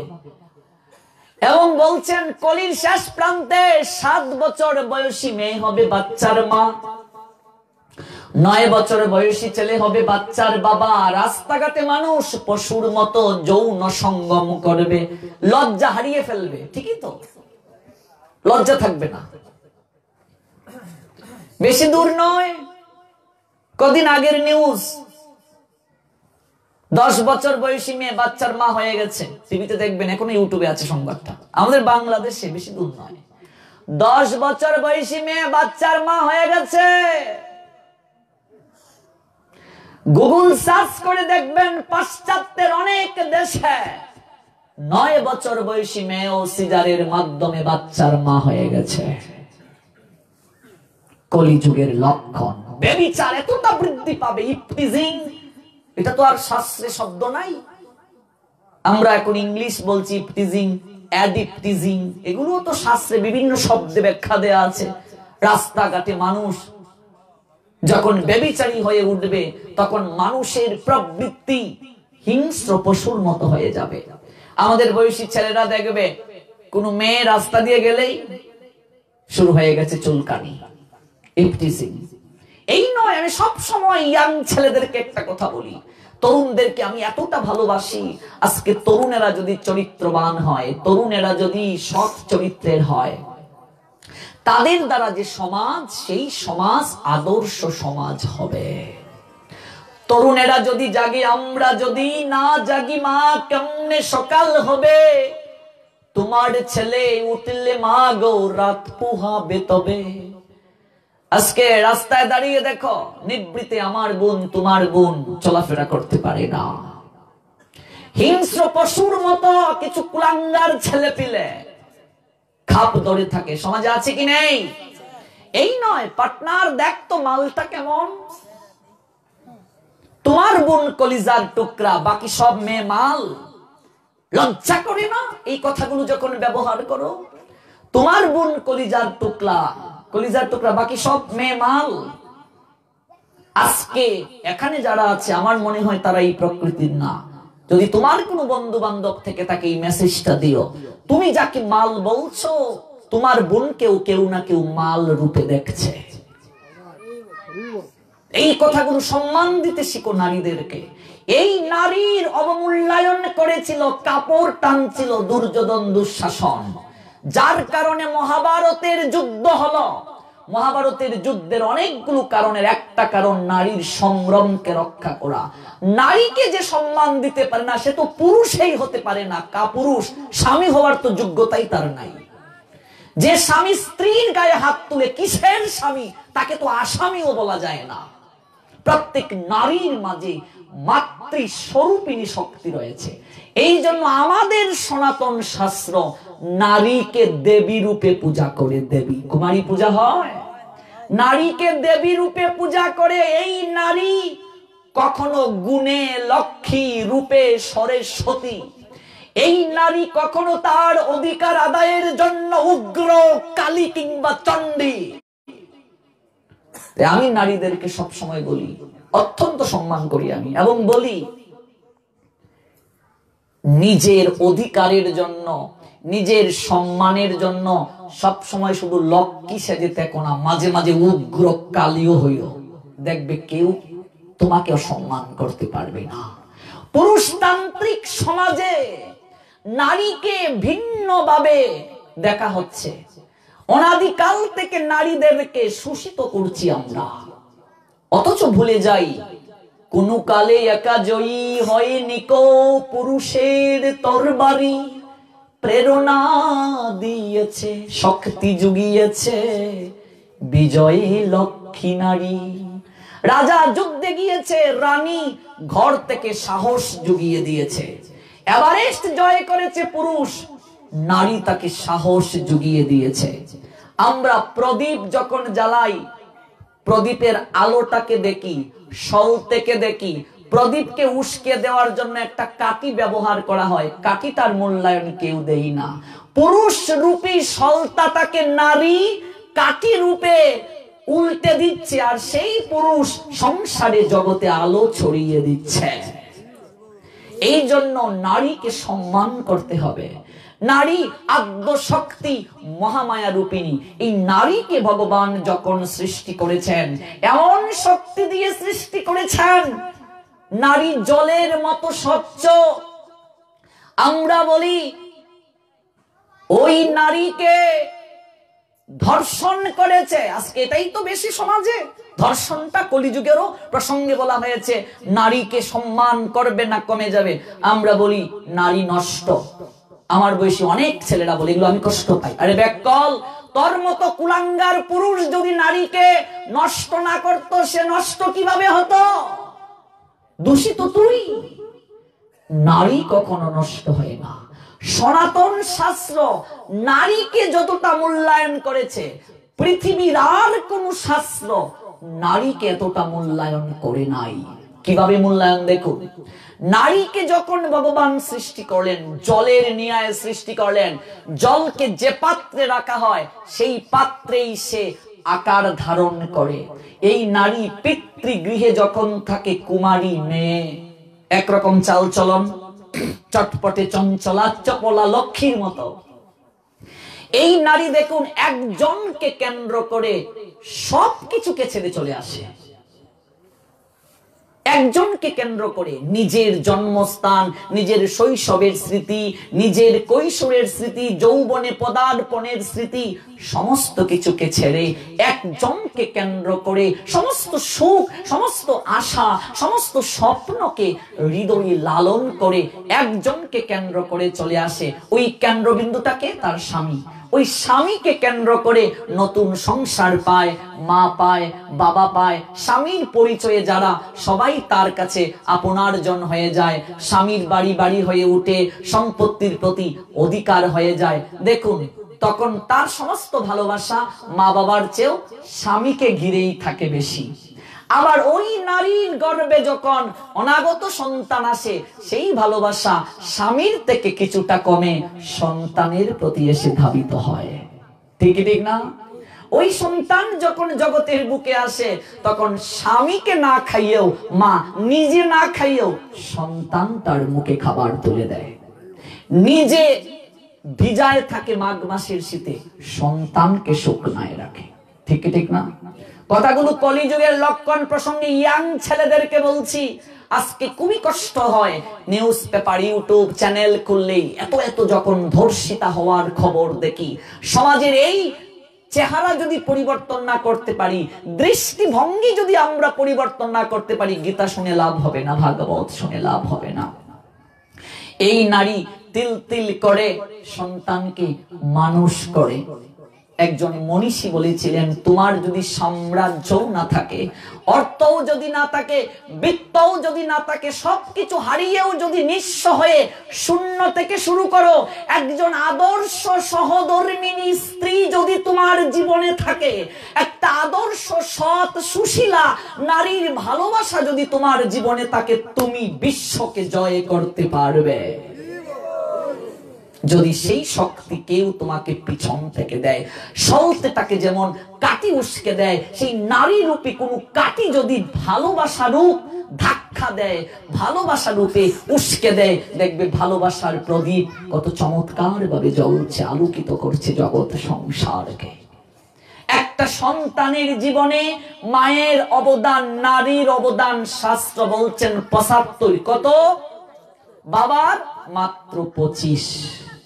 আমাদের দুঃখ পেলেও কিছু করার নেই। বাবা বাবার কাজ করেই শেষ। আমি প্রত্যেকটা অনুষ্ঠানে এই কথাগুলো বলার চেষ্টা করি, কারণ আজকে কলিযুগে নারীর সম্মান একেবারে আমরা হীন চোখে দেখছি। আমরা পুরুষতান্ত্রিক সমাজে নারীদেরকে আমরা খাটো করে দেখছি। এখনো ধর্ষিতা, চারিদিকে ধর্ষণের মাত্রা বেড়ে যাচ্ছে। এখনো আমরা হীন চোখে দেখার প্রবৃত্তি থেকে সরে আসতে পারিনি, অথচ এই সনাতন শাস্ত্রে নারীর মূল্যায়ন কত উপরে।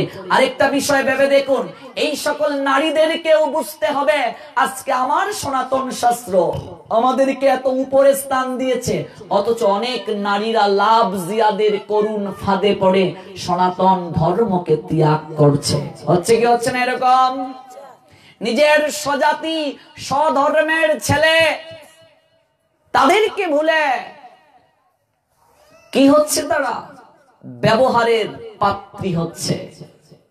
এই জন্য এই কথাগুলো বলার অর্থ হচ্ছে তোমার শাস্ত্র তোমাকে কতটা মর্যাদা দিয়েছে দেখো, তোমার শাস্ত্র তোমাকে দেবী রূপে সম্মান দিয়েছে, কাজেই তুমি দেবীর সম্মান থেকে সরে যাও না। বাবা বাবার কাজ করেই শেষ, আর কোনোদিন খবর নেয় নাই। পিতায় আনন্দিত হইয়া সাগরে দেয় ফেলিয়া, সেই যে চলে গেল ফিরে এলো না। আমায় দরিয়া জটরে কত কষ্ট করে 10 মাস 10 দিন গর্বে দিল ঠাই। গর্বে ধারণ করেছে, লালন করেছে, পোষণ করেছে, প্রসব বেদনা সহ্য করেছে, তিল তিল করে সন্তানটাকে মা মানুষ করেছে বাবার চেয়ে বেশি যত্ন দিয়ে। তাই বলে বাবাকে খাটো করে দেখে নাই, পুরুষকে খাটো করে সনাতন শাস্ত্র দেখে নাই। পুরুষ নারীর শক্তি, অগ্নির শক্তি যেমন উত্তাপ, জলের শক্তি যেমন শীতলতা প্রদান, সাপের শক্তি যেমন বিষ। বিষ যদি না থাকে সাপের মূল্য আছে? ধুরা সাপকে কেউ ভয় পায়? জাতি সাপের বাচ্চাকে ভয় পায়। নারীর মূল শক্তি পুরুষ, পুরুষের মূল শক্তি নারী। নারী পুরুষ পার্ট এন্ড পার্সেল, অঙ্গাঙ্গি ভাবে জড়িত। একটাকে বাদ দিয়ে আরেকটা কল্পনা করা যাবে না। নারী পুরুষের মাধ্যমেই তো জগৎ সংসার, সৃষ্টি, আনন্দ, বিনোদন। ভগবান তার বামঙ্গ কান্তি থেকে প্রকৃতি স্বরূপ রাধারানীকে সৃষ্টি করলেন আনন্দ বিধানের জন্য। যে গৃহে নারী নাই, যে গৃহে মা নাই, সেই গৃহ শ্মশানতুল্য, অরণ্য। এখনো আমাদের সমাজে এরকম হয়েছে, মেয়ে হয়ে গেলে বাবা, দিদা, দাদু, ঠাম্মা কান্নায় ভেঙে পড়েন, মেয়ে হয়েছে। ঠিক ঠিক না? মেয়ের আশায়, ওই যে বরিশালের ভাষায় বলি, আমার মাতারির ঘরে অসর অসর মাতারি হয়। মাতারি মানে মেয়ে। হুতের আশায়, হুত বরিশালের ভাষায়, আমরা সিলেটিরা কই ফুয়া, ওরা কই হুত। হুতের আশায় অসর অসর মাতারি হচ্ছে। মেয়েই বলো ছেলেই বলো, কেউ কারো নয়। তুমি মেয়ে আর ছেলে কি জন্ম দিয়েছো সেটা বড় কথা নয়, কতটা সন্তানকে মানুষ করতে পারলে। আরেকটা কুসংস্কার আমরা মনে করি ছেলেই শুধু বাপ মার মুখে আগুন দিতে পারবে, যাদের ছেলে নাই তারা কি করবে? কুসংস্কার থেকে বের হয়ে আসুন। আজকে জানুন, একটা মেয়েও মা বাবার মুখে আগুন দেওয়ার অধিকার রাখে, শাস্ত্রে আছে। কাজে ভয় পাওয়ার কিছু নাই যে আমার মেয়ে হয়েছে আমার ছেলে নাই। মেয়েরাও মা বাবার দায়িত্ব এখন নিচ্ছে।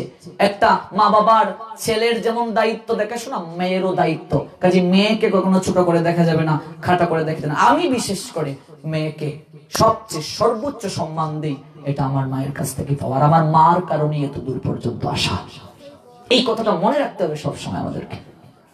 তাই বলে বাবাকে খাটো করে দেখে নাই। বলছেন বাবা স্বর্গ, পিতা কি স্বর্গ। শুধু এই নয়, পিতা নীলকণ্ঠ। নীলকণ্ঠ মানে কি? মহাদেব কণ্ঠের মাঝে বিষ রেখে নীলকণ্ঠ সাজলেন। সংসারের সমস্ত বিষ, যাতনার বিষ বাবা কণ্ঠের মাঝে ধারণ করে। বউকে বুঝতে দেয় না সংসার কিভাবে চলছে। ছেলে গিয়ে বলছে আমার এই টাকা প্রয়োজন পরম পিলাপের, মেয়ে বলছে আমার এই প্রয়োজন ওই প্রয়োজন। বাবা নিজের সুখ সমস্ত কিছুকে বিসর্জন করে, আল্লাহকে বিসর্জন করে সন্তানের মুখে হাসি ফোটাবার জন্য দিন থেকে রাত পর্যন্ত খেটে যায়। সংসারে বাবা নীলকণ্ঠের ন্যায়। সেই বাবা সন্তানের আনন্দে আনন্দিত হয়, সেই বাবা সন্তানের দুঃখে দুঃখ পায়। বাবাকে স্বর্গের সঙ্গে তুলনা করেছেন। পিতা স্বর্গ, পিতা ধর্ম। তো এই নয়, আরো চূড়ান্ত মর্যাদা দিয়েছেন বাবাকে। পিতরে প্রীতিমাপন্নে প্রিয়ন্তে সর্বদেবতা।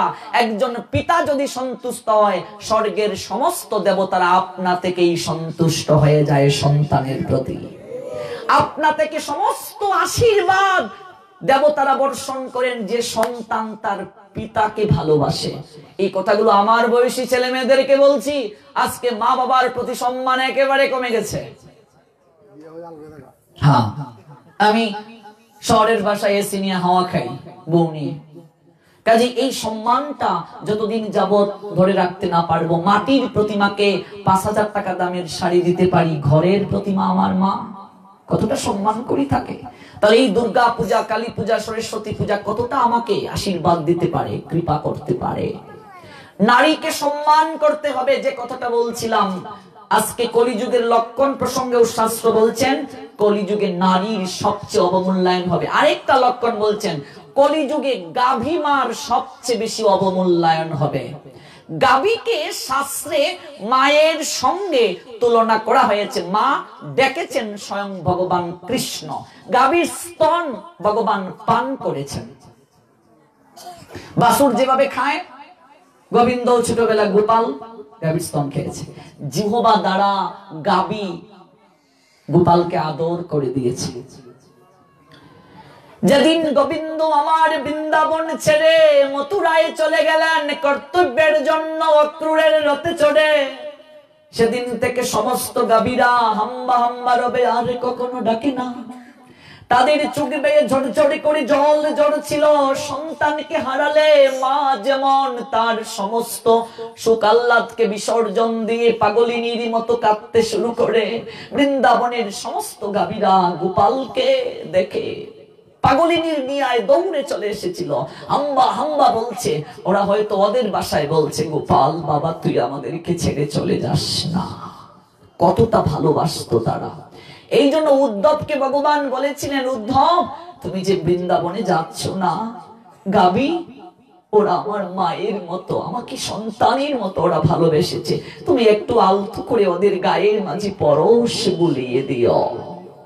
সনাতনীরা গাভীকে, গরুকে দেবতা রূপে পূজা করে। ভগবান কৃষ্ণ নিজে উচ্চারণ করেছেন, গাভীর যদি সেবা করা হয় সমস্ত দেবতারা সন্তুষ্ট হয়। এমনকি গাভীর গোবর দ্বারা যদি কেউ ফুটা দেয় সন্তানের, আমরা কাজলের ফুটা দেই তাই তো, নজর না লাগে যেন সোনামণির গায়ে, কাজল দিয়ে পাউডার দেই। কাজল নয়, গাভীর গোবরের ফুটা দিতে হয়। যশোমতী মা গোপালকে গাভীর গোবরের ফুটা দিতেন। কোন ধরনের অপআত্মার দৃষ্টি তোমার সন্তানের উপর পড়বে না। কোন মা যদি বৃদ্ধাঙ্গুলির মাটি আর গাভীর গোবরকে একত্র করে সন্তানের কপালে তিলক কেটে দেয়, সেই সন্তান কখনো দুর্ঘটনায় মৃত্যুবরণ করবে না। জয় জয় শ্রী রাধে। মায়ের এতটা আশীর্বাদের শক্তি, মায়ের দৃষ্টির এতটা আশীর্বাদের শক্তি, গান্ধারী তার সমস্ত সাধনার শক্তি কাপড় কুলে নিজের সন্তানের প্রতি নিবদ্ধ করেছিল। করেছিল কি? বজ্রের মতো হয়ে গিয়েছিল শরীর। মায়ের আশীর্বাদ, বাবার আশীর্বাদ কোন সন্তান যদি লাভ করতে পারে, জগতের কোন অপশক্তি সন্তানকে ক্ষতি করতে পারে না। একটা কথা যুবক যুবতীরা ভালো করে জেনে নাও, এই জগতের বুকে সবাই ঠকাতে পারে, মা বাবা কোনোদিন সন্তানের অমঙ্গল কামনা করতে পারে না। হাইব্রিড সাধু যারা আমরা, দুদিনের সাধু, একটু প্রসাদ পাই, জপ করি, রাস্তা দিয়ে হাঁটি আর বলি দুধ চাই, মা বাবার সেবার দরকার নাই, এই ধরনের সাধু থেকে দূরে থাকে। কোন শাস্ত্র মা বাবাকে অবমূল্যায়ন করেছে? মহাপ্রভুর জীবন চরিত দেখুন, ভগবান কৃষ্ণের জীবন চরিত দেখুন, ত্রেতা যুগে ভগবান রামচন্দ্রের জীবন চরিত দেখুন। তবে মনে রাখতে হবে, সেই মা বাবাকে অবশ্যই সন্তানকে কৃষ্ণ ভক্তির শিক্ষা দিতে হবে। মা বাবার প্রত্যেকের কর্তব্য হচ্ছে সন্তানকে ভক্তি শিক্ষা দেওয়া। যে মা বাবা সন্তানকে ভক্তি শিক্ষা দেয় না, সেই মা বাবা কখনো যথার্থ মা বাবা নন। হিরণ্যকশিপু তার সন্তানকে ধর্ম পালনে বাধা দিয়েছিলেন, তাই তো প্রহ্লাদ বাবার কথা অমান্য করে ধর্ম করেছে, তাই বলে কি প্রহ্লাদের অপরাধ হয়েছে? হয় নাই। এই জগতের বুকে সন্তান যে তুমি ধারণ করেছো মা, জগতে অনেক নারী আছে ভগবান যাদেরকে মা ডাকের সুযোগ দেন নাই, অনেক বাবা আছে ভগবান যাদেরকে সন্তান দেয় নাই, পুরুষ থেকে পিতৃত্বের স্বাদ দেয় নাই। ভগবান আপনাকে সেই মা কিংবা বাবা হওয়ার সুযোগ দিয়েছে। ভগবান কৃষ্ণ যেমন দিতে পারেন, নিতেও জানেন। এক সেকেন্ডের মাঝে তোমাকে নিঃসন্তান বানিয়ে দিতে পারেন, ঠিক না? নিঃসন্তান বানিয়ে দিতে পারে, অহংকার করার কিছু নাই। সন্তান তোমার যদি বলে অহংকার করো, ভুল করছো। ভগবানের প্রদত্ত জিনিস তোমার কাছে আমানত দেয়া হয়েছে, তুমি কেবল দেখাশোনা করার মালিক। এটা ভুলে যাই বলেই তো সংসারে অশান্তি, দুঃখ। আমরা বলি আমার নয়, ভগবানের 2 ছেলে 1 মেয়ে। কোন বৈষ্ণব এসে যদি বলেন তো ভগবানের যেহেতু 4 ছেলে তুমি বা 2 ছেলে, তো তোমার তো 4 ছেলে, একটা ছেলে দিয়ে দাও ভগবানের নামে মন্দিরে। এই বেলা নাই। তাহলে কি মন থেকে বলি ভগবানের ছেলে? বলো না কেন, মন থেকে বলি তো সহজ নয় মন থেকে বলা। আমরা বলি আমার নয়, ভগবানের সংসার। ভগবানের সংসার করছি, যা খাচ্ছি ভগবানকে দিয়ে খাচ্ছি, তো কি করি ভগবানের সংসার হলো। আমরা বলি আমার গোপাল ছেলে, কি খেতে দাও গোপালকে? চিনি, মিশ্রি, বাতাসা, বাজারের সবচেয়ে কম দামি ফল কলা, আর একটু সপ্তাহে লাড্ডু। তোমার নিজের ছেলেটাকে প্রতিদিন চিনি, মিশ্রি, বাতাসা আর একটু ক্ষীর, অল্প একটু ননি, সপ্তাহে একটু লাড্ডু প্রতিদিন খেতে দাও। ছেলে বলবে খাওয়াতে পারো না, জন্ম দিয়েছিলে কেন? থাকবেই না। আর চিনি আর মিষ্টিকে গোপাল তোমার ঘরে থাকবে? চিনি আর মিষ্টি খাওয়াতে খাওয়াতে গোপালেরও ডায়াবেটিস হয়ে গেছে প্রত্যেক ঘরে ঘরে। ভগবানের সংসার, ভগবানের ছেলে মেয়ে এত সহজে আসবে না। এই জন্য ভজন প্রয়োজন। সাধু সঙ্গ করতে করতে যদি বৈরাগ্য হৃদয়ের মাঝে জাগ্রত হয়, তার আগে নয়, এতটা সহজ নয়। কলিযুগের এই লক্ষণ প্রসঙ্গে আমরা বলছিলাম, যেহেতু আমরা কাম কামনার অতই অর্ণবে নিপতিত, আমরা খুঁজে পাচ্ছি না আমাদের কর্তব্য কি। গৌর হরি চৈতন্য মহাপ্রভু এসে কলিযুগে আমাদেরকে পথ দেখালেন। কি পথ? হে কলিহত জীব, খুব সহজে যদি ভগবত চরণ লাভ করতে চাও, এই পথ দেখো। যদিও কলিযুগ অত্যন্ত দোষের আকর, 4 ভাগের মাঝে 3 ভাগই অধর্ম। কলিযুগে ধর্মের 4টা পায়ের মাঝে 3টা পাই ভেঙে গেছে। কলিযুগে একটা পায়ের উপর ধর্ম প্রতিষ্ঠিত, সেটা কি জানো? সত্য। সত্যের উপর কেবল ধর্ম প্রতিষ্ঠিত। এখনো সত্যবাদী কেউ না কেউ আছেন, যার উপর ভর করে ধর্ম চলছে। বাকি 3টা গুণ নষ্ট হয়ে গেছে। সুচিতা, তপস্যা নষ্ট হয়ে গেছে, এগুলো নষ্ট হয়ে গেছে। এই জন্য আমরা কলিহত জীব যারা, সংসারী জীব যারা, আমাদের কর্তব্যটা কি? বলছেন যদিও কলিযুগ অত্যন্ত দোষের আকর, এই যুগের একটা মহান গুণ রয়েছে। কি গুণ? গুণটা হচ্ছে এই যুগের মানুষেরা কেবল ভগবানের কথা শ্রবণ এবং হরে কৃষ্ণ মহামন্ত্র জপের মাধ্যমেই তারা উদ্ধার হয়ে যেতে পারে। জয় জয় শ্রী রাধে শ্যাম। কলির ভজন বড় সুজা, গঙ্গার জলে গঙ্গার পূজা।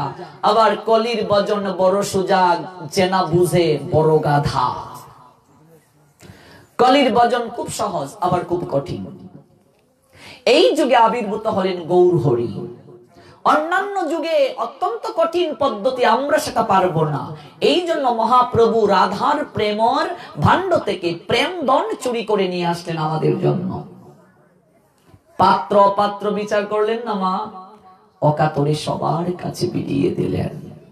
ভক্তির 64টা অঙ্গের মাঝে প্রথম অঙ্গটাই হচ্ছে শ্রবণাক্ষ ভক্তি। শ্রবণ করো, শ্রবণ করো।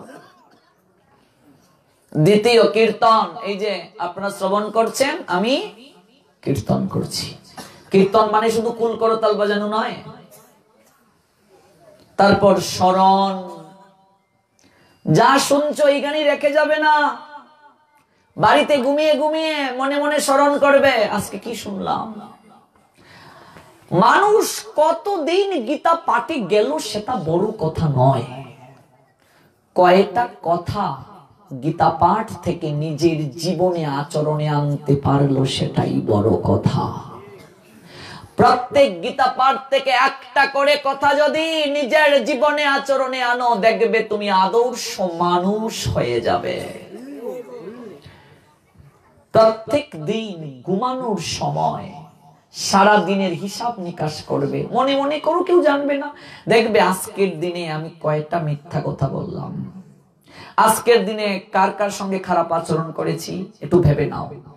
যদি দেখো সর্বনাশ, আমি তো 100-র উপরে মিথ্যে কথা বলছি, এই লোকগণের সঙ্গে খারাপ আচরণ করছি, দেখি আগামীকাল মিথ্যে কথার সংখ্যাটা কমিয়ে আনতে পারি কিনা। এই পদ্ধতিটা অবলম্বন করবে কালকে থেকে। তুমি জানছো, কেউ জানবে না তোমার কথা, মিথ্যে কথা বলছো কিনা, খারাপ আচরণ করছো কিনা। 4-5টা কমিয়ে নিলে দেখি পরের দিন কমাতে পারি কিনা। দেখবে ধীরে ধীরে তুমি আদর্শ মানুষ, ভক্ত হয়ে যাবে। যে মানুষ হতে পারলো না সে ভক্ত কি করে হবে? ভক্ত তো আরো দূরের কথা, আমি মানুষই হতে পারলাম না, ভক্ত তো পরের কথা। আমি কার কার সঙ্গে খারাপ আচরণ করেছি, কয়বার রেগে গিয়েছি, রাগ নরকের দ্বিতীয় দ্বার। দেখি আগামীকাল রাগ একটু কমাতে পারি কিনা। আমরা কি হিসাব নিকাশ কেউ করি? করি না। একটা দোকানদারও সন্ধ্যাবেলা হিসাবের খাতা মিলায়, কি করলো?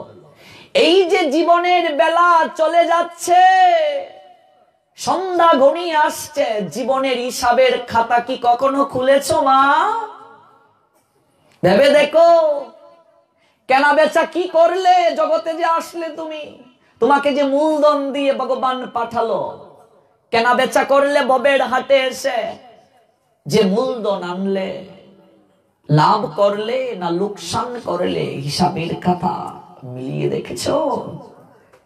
হিসাবের খাতা যারা খুলে না, ওদের দুঃখের অন্ত থাকে না। প্রত্যেক দিন রাত্রিবেলা ঘুমানোর আগে ভেবে নেবে, হিসাব করে নেবে, ভাববে হয়তো এই রাত্রিটাই আমার জীবনে শেষ রাত্রি। মানুষ যতক্ষণ তার জীবনী শক্তিতে পূর্ণ থাকে ততক্ষণ সে এই অবস্থাটা উপলব্ধি করতে পারে না। সে ভাবে না তার মৃত্যু হবে। যে কথার সত্য ধরে এত দূর আমরা গেলাম, মৃত্যু হবে আমরা সহজে মানি না। দিন চলে যাচ্ছে, একটু হিসাবের খাতাটা মিলাও। হিসাবের খাতা যদি একবার মিলাতে পারো, একটি বার যদি চেতনাকে পরিবর্তন করতে চাও, সন্ধ্যা একটু দেখো সারাটা দিন কি করলাম। আপনা থেকে তোমার হৃদয়ে চেতনা চলে আসবে, আপনা থেকে চলে আসবে। ভক্তি কখন যে জাগ্রত হয়ে যায়, বৈরাগ্য কোন কথায় যে কার মনে এসে যায় কেউ সেটা বলতে পারে না। কোন কথায় যে কার মাঝে বৈরাগ্য এসে যায় কেউ সেটা বলতে পারে না। কোন কথায় কার মাঝে বৈরাগ্য এসে যায়, পরিবর্তন এসে যায়, কেউ সেটা বলতে পারে না। ওই পরিবর্তন তখনই আসবে, শুধু শুনে গেলে তা নয়, স্মরণ করতে হবে। কি শুনলাম আজকে? প্রত্যেকটা পা ফেলার পূর্বে ভেবে নেবে আমি ঠিক করছি কিনা।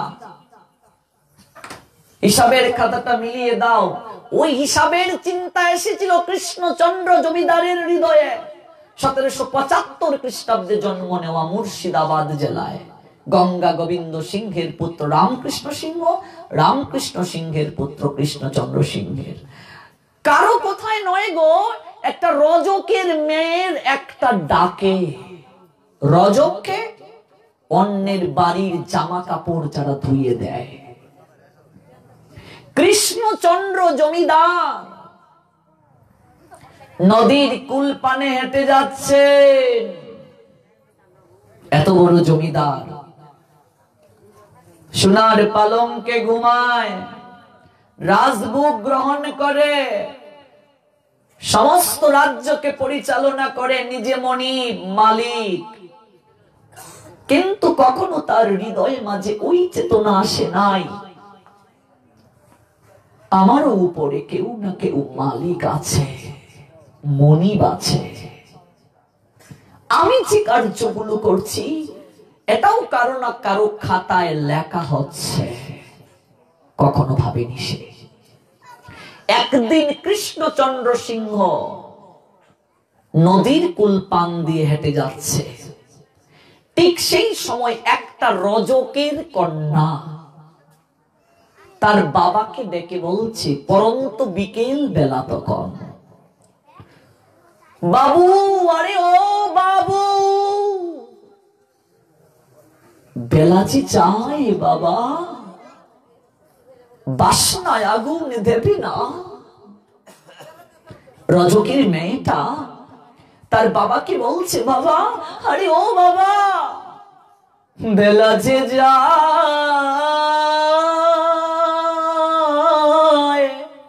ওরে বেলা চলে যায়, বাবা বেলাচে যায়, বাসনায় আগুন দেবে না। বাসনা কি গো মা? তখনকার সময়ে সাবান পাউডার কিছু আবিষ্কৃত হয়নি কাপড় ধোয়ার জন্য। কলা পাতাকে কেটে রোদে শুকিয়ে আগুনে পুরা হতো, এক ধরনের কষ তৈরি হতো যাকে ভাসনা বলে। রজকের মেয়েটা তার বাবাকে বলছে, বাবা, আরে ও বাবা, বেলাচি চাই, আজ তো ভাসনায় আগুন দিলি না। এই যে আপন সুরে মনের মাধুরী মিশিয়ে রজকের কন্যা তার বাবাকে ডাকলো, ওই ডাকটা মুর্শিদাবাদ জেলার জমিদারের কানে এসে পৌঁছল। পিছনে ফিরে থাকা লোকে আবার ডাকছে রজকের মেয়েটা, বাবা, আরে ও বাবা, বেলাচি চাই বাবা।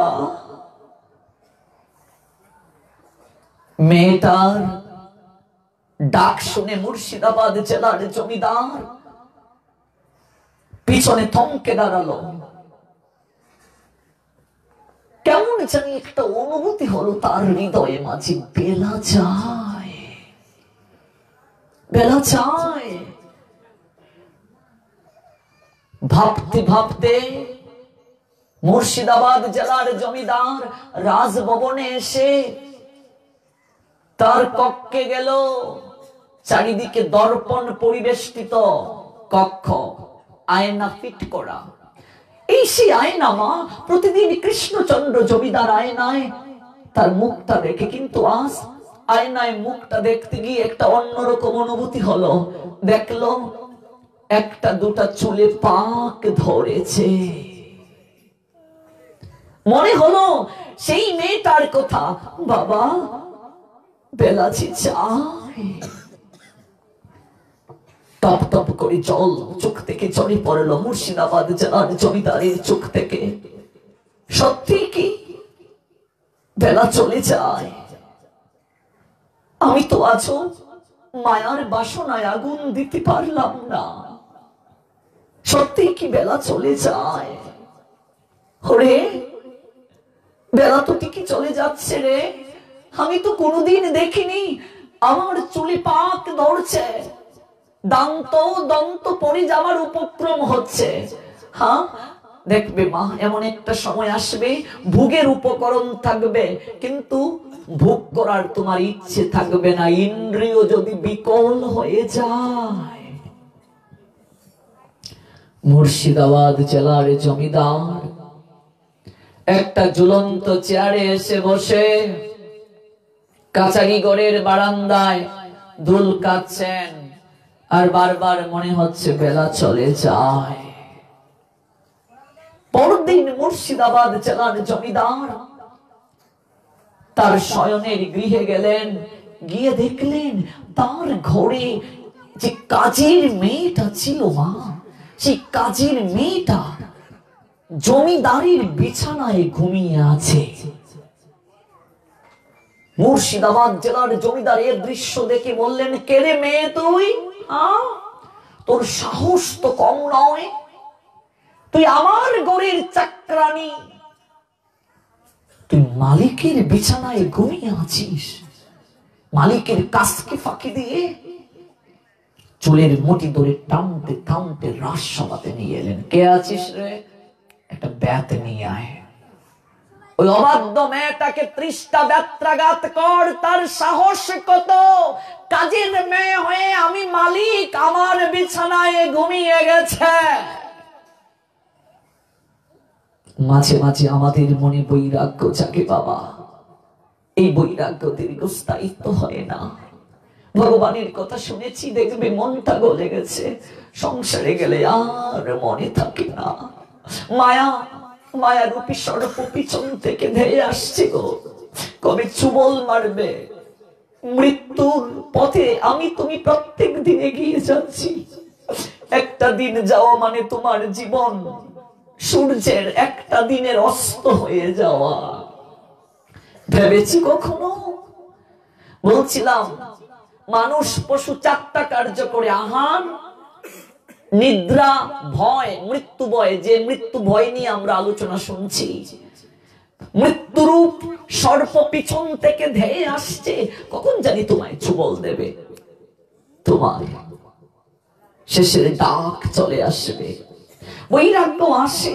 শ্মশানে যখন যাবে মনের মাঝে বৈরাগ্য আসে, না আমাদের সঙ্গে ছিল শ্যামানন্দ, আজকে চলে গেল, না রে আমারও যে কবি ডাক চলে আসবে।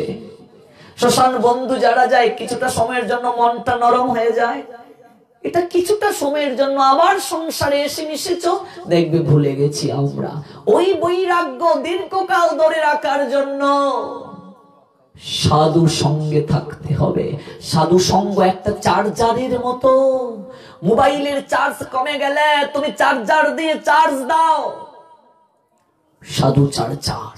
তোমার চার্জ যখন কমে যাবে, এই যে চার্জ নিচ্ছি আমরা মায়াকে দূর করার জন্য, 1-2 দিন চার্জ নিলে হবে না, প্রতিদিন নিতে হবে। প্রতিদিন সাধু সঙ্গ পাবো কোথায়? যা শুনলাম স্মরণ করতে হবে। গ্রন্থ সর্বশ্রেষ্ঠ সাধু, প্রত্যেক দিন একটু হলেও গ্রন্থ পড়তে হবে। এখন তো অনলাইনের যুগ, ইউটিউবে আমরা পাঠ শুনতে পারি, অনলাইনে শুনতে পারি, প্রতিদিন শুনতে হবে, সাধু সঙ্গ করতে হবে। 24 ঘন্টার মাঝে কত ঘন্টা সময় ভগবানকে দেই মা? কতটা সময় ভগবানকে দেই? 24 ঘন্টার মাঝে 1টা ঘন্টা ভগবানকে ডাকার সময় নাই। ভেবে দেখো, 24 ঘন্টার মাঝে 1 ঘন্টা যদি ভগবানকে না দিতে পারি, ভগবানকে দেওয়ার যদি বলি সময় নাই, শেষের দিনে আমাকে দেখার কি ভগবানের সময় থাকবে? ভগবানও বলবেন তোর জন্য আমারও সময় নেই। ওই সময় পূর্ব আকাশ থেকে পশ্চিম আকাশে সবার ঢলে পড়ছে, কে আছিস রে? এটা ব্যাত নিয়ে আয়। অবাধ্য মেয়েটাকে ব্যত্রাঘাত করতে চাকর হয়ে আমার বিছানায় ঘুমিয়ে গেছে। একটা ব্যত্রাঘাত মেয়েটাকে করা হলো, মেয়েটা হাসছে। আরেকটা ব্যত্রাঘাত করা হলো, মেয়েটা কাঁদছে। আরেকটা ব্যত্রাঘাত, মেয়েটা আবার হাসছে। আরেকটা ব্যত্রাঘাত, মেয়েটা আবার কাঁদছে। কখনো হাসছে, কখনো কাঁদছে, আবার হাসছে, আবার কাঁদছে। মুর্শিদাবাদ জেলার জমিদার বললেন, এই মেয়ে কি হয়েছে রে তোর? একবার হাসছিস কেন, আরেকবার কাঁদছিস কেন? আরেকবার হাসিস, আরেকবার কাঁদিস। ওরে জগতের বুকে আমি জমিদার যাদেরকে শাস্তি দিয়েছি তারা সবাই তো কাঁদে রে, তুই একবার হাসিস কেন, আরেকবার কাঁদিস কেন? মেয়েটা হাত জোর করে বলছে, বাবু, ও বাবু, হাসছি আমার জন্য আর কাঁদছি আপনার জন্য। তোর জন্য হাসছিস, আমার জন্য কাঁদছিস, বলতো বিষয়টা বুঝে কি? বাবু মনে কি পড়ে, আমার বাবা যেদিন আপনার গৃহে আমাকে চাকরানিতে নিযুক্ত করে গিয়েছিলেন, সেদিন আমার বাবা আপনাকে প্রণাম দিয়ে বলেছিলেন, বাবু আমার মেয়েটা বড় ভক্ত, বাবু আজকে পেটের দায়ে আপনার গৃহে চাকরানিতে দিয়ে যাচ্ছি, ও বাবু আমার মেয়েটাকে একটু কৃষ্ণ ভজনের সুযোগ দেবেন,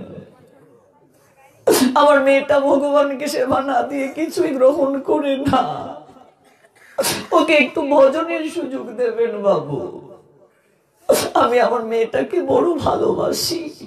মনে কি পড়ে বাবু, আমার বাবা আপনাকে প্রণাম দিয়ে বলেছিলেন আমার মেয়েটা ভগবানের সেবা পূজা করতে বড় ভালোবাসে। সেই দিন থেকে আপনার গৃহে, আপনার রাজভবনে এসে আমি ভগবানকে সেবা না দিয়ে একদিনও নিজে আহার করিনি বাবু, কোনদিন করিনি।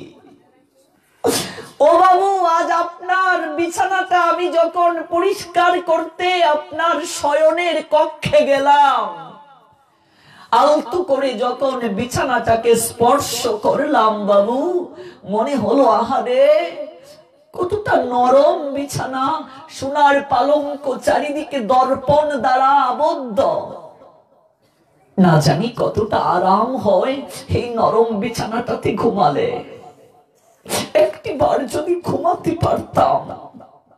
হৃদয়ের মাঝে যখন বাসনা আসলো বাবু, আমার অবসাদ দেহটাকে বিছানার মাঝে এলিয়ে দিলাম, সঙ্গে সঙ্গে নিদ্রা দেবী এসে আমাকে ঘুম পাড়িয়ে দিয়ে গেলেন। ভুলে গেলাম বাবু আমি চাকরানি, চাকরানির দায়িত্ব বাবু মালিকের কাজ করা, হুকুম পালন করা, মালিকের বিছানায় ঘুমানো নয়। এই মায়ার দ্বারা আবেশিত হয়ে ভুলে গেলাম বাবু আমি আজ ভগবানের সেবাটাও এখনো দেইনি। বাবু আমি চাকরানি হয়ে মালিকের হুকুমকে অগ্রাহ্য করে মালিকের বিছানায় ঘুমিয়ে গেছি, আমার তো শাস্তি পেতেই হবে বাবু। কিন্তু হাসছি কেন জানেন? আমার গোবিন্দ কতটা করুণাময়, মাত্র 30টা ব্যত্রাঘাত করে আমাকে বুঝিয়ে দিলেন, ওরে চাকর হয়ে এসেছিস মালিকের কাজের জন্য, মালিকের বিছানায় ঘুমানোর জন্য নয়। চাকর হয়ে জন্ম নিয়েছিস মালিকের হুকুমকে পালন করবে অগ্রে, তার হুকুমকে লঙ্ঘন করার জন্য নয়। মাত্র 30টা ব্যত্রাঘাত আপনার মাধ্যমে আমাকে দিয়ে বুঝিয়ে দিলেন আমার ভগবান চাকরির কর্তব্য মালিকের আদেশকে পালন করা, মালিকের হুকুমকে পালন করা। বাবু ও বাবু এই জন্য হাসছি আমি, কিন্তু কাঁদছি বাবু আপনার জন্য। এই জগতে আমি যেমন চাকর, আপনিও চাকর। আমি চাকর, আপনিও চাকর। আমি মুর্শিদাবাদ জেলার জমিদার চাকর, হ্যাঁ আপনি চাকর। বাবু আপনি কেন? এই জগতের প্রত্যেকটা মানুষ, প্রত্যেকটা জীব ভগবানের চাকর বাবু, ভগবানের চাকর। এতটা দিন আপনার গৃহে আমি কাজ করি বাবু, এতটা দিন আপনার গৃহে ঠাকুরের সেবা দেই, এতটা দিন সবার মালিক ভগবান, তার কাজ করে আসছি। মাত্র কয়েকটা ঘন্টা যদি আপনার হুকুমকে লঙ্ঘন করে আপনার বিছানায় ঘুমানোর কারণে আপনি আমাকে 30টা ব্যত্রাঘাত করতে পারেন, একদিনও তো আসল মালিকের একটা হুকুম পালন করতে আপনাকে দেখিনি বাবু। একদিনে তো আসল মালিকের একটা কাজ করতে আপনাকে দেখিনি, একদিনও তো আপনাকে ঠাকুর গড়ে যেতে দেখিনি বাবু। একটা দিনও তো আপনাকে সাধু সঙ্গ করতে দেখিনি। আসল মালিককে ভুলে নিজে মালিক হয়ে বসে আছেন। বাবু মাত্র কয়েকটা ঘন্টা আপনার হুকুম লঙ্ঘন করার কারণে আপনি যদি আমাকে 30টা ব্যত্রাঘাত দেন, না জানি এই জীবনে মালিকের একটা হুকুম পালন না করার কারণে শেষের দিনে সবার মালিক ভগবান আপনার জন্য কতটা ব্যত্রাঘাত জমা করে রেখেছেন। আছাড়কে মাটিতে পড়লেন মুর্শিদাবাদ জেলার জমিদার। কি বললে রে? তোর কথাটা আমার এই জায়গাটাতে বড় আঘাত লাগলো রে। ঠিকই বলছিস রে, ঠিকই বলছিস। মাত্র কয়েকটা ঘন্টা যদি তুই আমার বিছানায় ঘুমানোর কারণে, আমার কাজকে বাকি দেওয়ার কারণে তোকে আমি 30টা বেতের বাড়ি দিতে পারি। ওরে আমরা তো সবাই চাকর রে, আমরা সবাই চাকর। জয় জয় শ্রী রাধে শ্যাম, আমরা সবাই চাকর রে, ভগবানের চাকর আমরা। ওরে আজ থেকে তুই আমার ঘরের কাছের মেয়ে নয়, আজ থেকে তুই আমার মা হোস রে। মাই তো পারে সন্তানকে শাসন করতে। মারে মা তুই ঠিকই বলছিস, আমি নিজে মালিক হয়ে বসে আছি, একটা দিনও আসল মালিকের কাজ করতে পারিনি, একটা দিনও তার হুকুম পালন করতে পারিনি রে। মারে আমি মুর্শিদাবাদ জেলার জমিদার হয়ে বলছি না মা, আমি এক ভিখারি কৃষ্ণচন্দ্র হয়ে বলছি। এই কৃষ্ণচন্দ্র যতদিন জগতের বুকে বেঁচে থাকবে আর কোনোদিন এই সোনার পালঙ্কে ঘুমাবে না, ঘুমাবে না। যদি কোনোদিন ওই আসল মালিকের দর্শন বাইরে মা, তুই এই জগৎ সংসারে আমার শিক্ষা গুরু রূপে পূজিত হবি। শিক্ষা গুরুকে শিক্ষক, যে আমার চেতনাকে পরিবর্তন করে দেয়, ভগবানের সঙ্গে যুগসূত্র সম্পর্ক স্থাপন করে দেয়। চৈতন্য চরিতামৃত বললেন, শিক্ষা গুরুকে জানিও তুমি কৃষ্ণের প্রকাশ। কৃষ্ণের প্রকাশ মূর্তি রূপে শিক্ষা গুরুকে ভালোবাসতে হবে, সম্মান করতে হবে। যে আমাকে মায়ার জগৎ থেকে ভজন জগতের পথ দেখালো, যে আমাকে অন্ধকার নর্দমা থেকে তুলে নিয়ে আসলো, ভক্তির পথ দেখালো, ভক্তির রাজ্য দেখালো, তার সেবা করতে হবে, তার আদেশ পালন করতে হবে। মা মারে আমার চেতনা পরিবর্তন হয়ে গেছে মা, আমি কথা দিলাম তোকে আর কোনদিন আমি এই বাকিটা দিন যতদিন জগতে থাকবো আমি মালিকের কাজকে ফাঁকি দেব না রে মা। ভেবে দেখো, আমরা যারা চাকরি করি, ব্যবসা করি, 8টায় যদি ডিউটি হয়, এই কুয়াশার মাঝে দৌড় দেই ডিউটিতে, সেটা তুমি কারখানাতেই করো, কোম্পানিতেই করো, সরকারের চাকরি করো, সব ক্ষেত্রেই তো চাকরি। চাকরি মানে কি? অন্যের গোলামি। ডিউটি ঠিক মতো পালন করতে হচ্ছে। এই জগৎ সংসারে ভগবান যে আমাদেরকে পাঠালেন, আমরা তো প্রত্যেকেই তার গোলাম, প্রত্যেকেই তার চাকর, প্রত্যেকেই তার কিঙ্কর। আদৌ কি সেই মালিকের ডিউটি পালন করছি ঠিক মতো? 3 বেলা প্রার্থনা, একাদশী ব্রত, বছরে 24টা, একটু হরিনাম জপ, এইগুলোও করার সময় নেই। একটু গ্রন্থ পড়া, অক্ষর জ্ঞান আছে তো পড়ি না।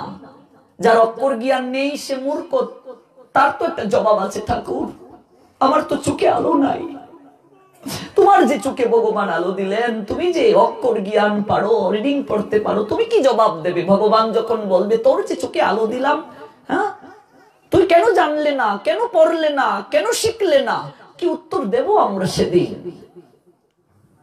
কোন উত্তর আছে? কতটা সময়, কতটা ডিউটির সময় আমি দিচ্ছি সঠিকভাবে এই ভগবানের ভেবে দেখো, স্বয়ং বিচার করে সিদ্ধান্ত গ্রহণ করো। এখনো কি সময় হয় নাই? না, এখনো বলছি সময় নাই, সময় নাই, সময় হয় নাই বলে বলেই তো আমরা জীবনকে কাটিয়ে দিচ্ছি। শৈশবে সদুপদেশ যাহারও না রুছে, জীবনে তাহার কবু মূর্খতা না গোছে। চৈত্র মাসে চাষ দিয়ে না বুনে বৈশাখে, কবে সেই হৈমান্তিক দান্য পেয়ে থাকবে। খেয়া তরি চলে গেলে বসে থাকো তীরে, কিসে পার হবে তরি না আসিলে ফিরে। সময়ে ছাড়িয়া দিয়া করো পণ্ড শ্রম, ফল চাও তুমি অতি নির্বুধ অধম।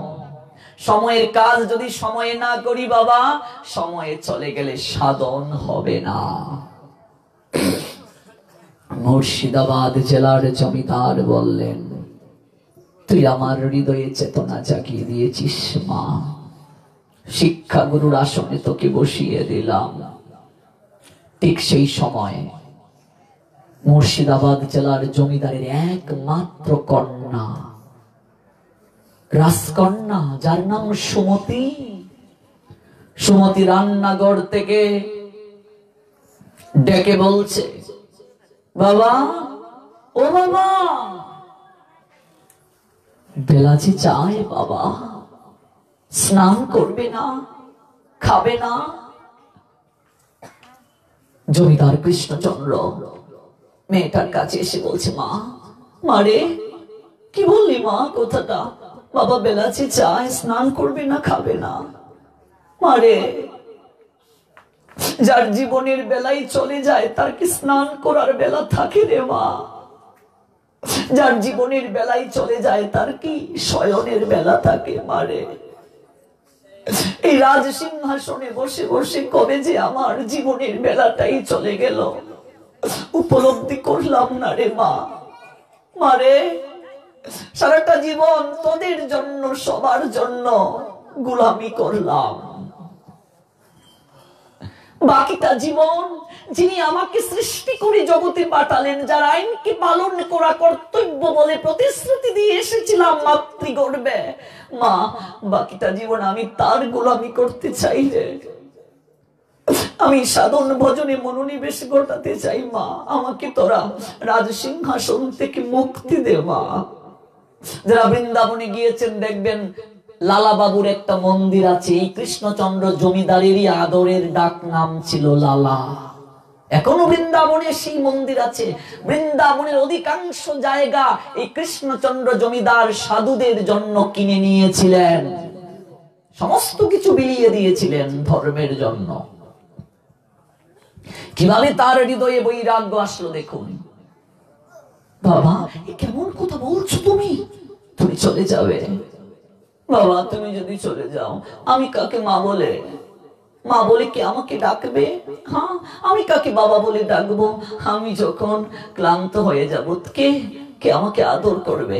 কে আমাকে কুলে তুলে নেবে? না বাবা, তুমি চলে যেও না বাবা।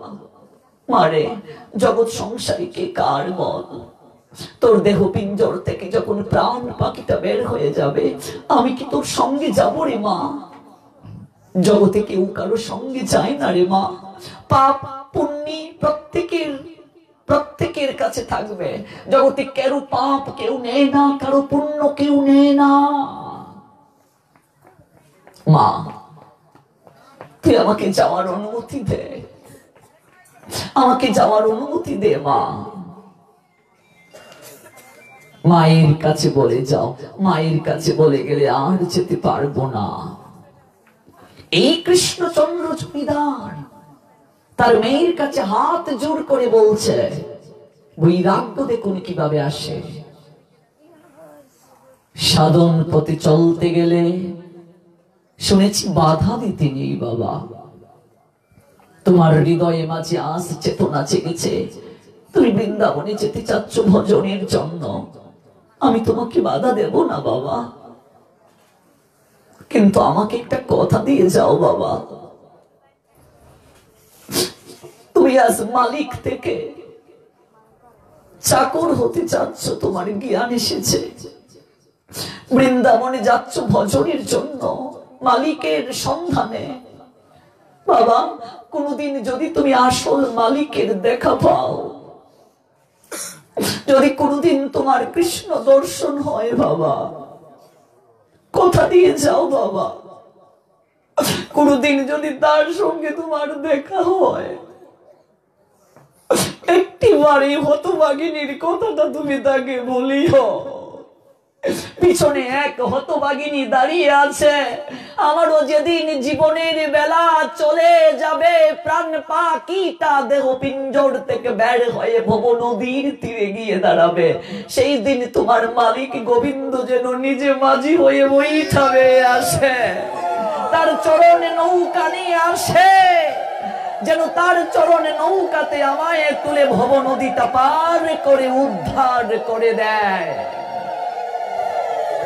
মুর্শিদাবাদ জেলার জমিদারের বৃন্দাবনে গোবিন্দ দর্শন হয়েছিল, সে অনেক লীলা আমরা 5 দিন বা 7 দিন যদি শুনতে পারতাম বিস্তারিত ব্যাখ্যা হতো। মুর্শিদাবাদ জেলার জমিদার তার মেয়ের কথা বলেছিলেন, মনে রাখবে ভক্তি পথে যারা সহযোগিতা করে সাহায্য করে, ভগবান বলছেন দেখুন কি চমৎকার লালা বাবুকে দিয়ে জমিদারকে দিয়ে শিক্ষা দিলেন, তুমি ভাগবত পাঠে আসতে পারো নাই, কিন্তু কাউকে তুমি পাঠিয়েছো, সহযোগিতা করেছো, সে এসে যে কৃপা লাভ করবে তুমি ঘরে বসেও কিছু না কিছু পাবে।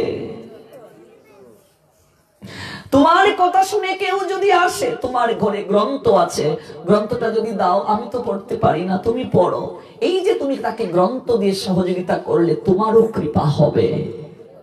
একাদশীতে একজনকে একটু প্রসাদ পাওয়ালে দ্বাদশীতে তাতেও কৃপা হবে। যতটুকু পারো একটু একটু করে করি না আমরা, সংসারী মানুষ, কাজও করতে হবে, চাকরি করতে হবে, ব্যবসা করতে হবে, ভগবানকে বাদ দিয়ে নয় বাবা। একটু একটু করে শুরু করো, দেখবে শেষের দিনে গিয়ে তোমার অনেক জমা হয়ে গেছে। আর যদি নাই করো, দেখবে শেষে আর কুল কিনারা খুঁজে পাবে না, ভব সমুদ্রে ডুবে সাঁতার কাটবে, চিৎকার করে ডাকবে, মাঝি আসবে না। মাঝি কাকে তুলে নেয়? তাই নেই তাই নেই ছোট সে তরি, আমারই সোনার ধানে গিয়েছে ভরি, কর্ম ফসল কেবল মাঝি তুলে নেয়, সোনার তরিতে ঠাই পায়। ঋষি কবি বললেন দেহটাই জায়গায় পড়ে থাকে। কাজে আমরা একে অপরকে ভজন জগতে সহযোগিতা করব, সাহায্য করব, নিচে করার চেষ্টা করব একটু একটু করে। একদিন না একদিন ভগবত কৃপা আমাদের হবে। এই জন্মে যদি না হয় এগিয়ে থাকবো।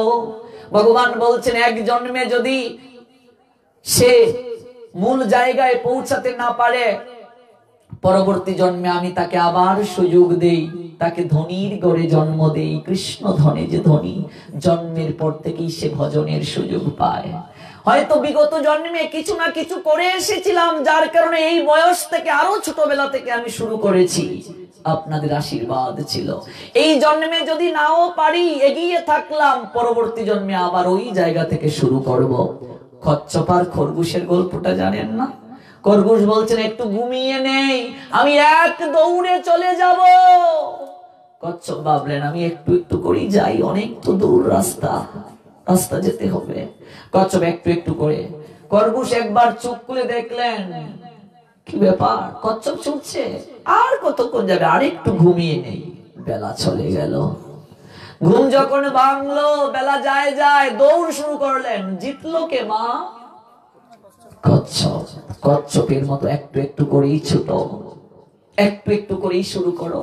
4 মালা থেকেই শুরু করো, না পারলে 2 মালা জপ করো প্রতিদিন, একাদশীটা করো। এগুলো আমরা বিস্তারিত কাল শুনবো। একটু সন্ধ্যায় সবাইকে নিয়ে বসে হরি নাম করো। সাধু সঙ্গ যেখানে হয় অন্তত একটু যাও। ব্যবসা প্রতিষ্ঠান থেকে সন্ধ্যায় একটু বন্ধ করে 5 মিনিটের জন্য হলেও ভগবানের নাম করো, গুরুদেবের আহ্নিকটা করো, দেখবে ভগবানের কৃপা বর্ষিত হয়ে যাবে। এই যে আহার নিদ্রা ভয় মৈথুন 4টা কার্য মানুষ করে, পশুও করে। তাহলে মানুষ আর পশুর মাঝে পার্থক্য কোথায়?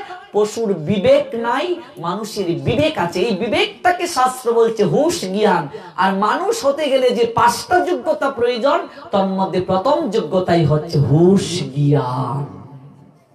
আমরা আগামীকাল এই জায়গা থেকে পুনরায় শ্রবণ করব। সবার মঙ্গল হোক। আপনারা অবশ্যই নৃত্যে অংশগ্রহণ করবেন। মাতাজিরা আলাদা নাচবেন, বাবাজিরা আলাদা। হরিনাম করে নৃত্যের মাঝে কি যে আনন্দ, কি যে কৃপা। গৌর হরি বললেন, হাকিয়ে ঢাকিয়ে কুল করতালে, গাইয়ে দাইয়ে নাচে, দেখিয়া সমন তরাস পাইয়ে কপাত হানিল দাঁড়ে।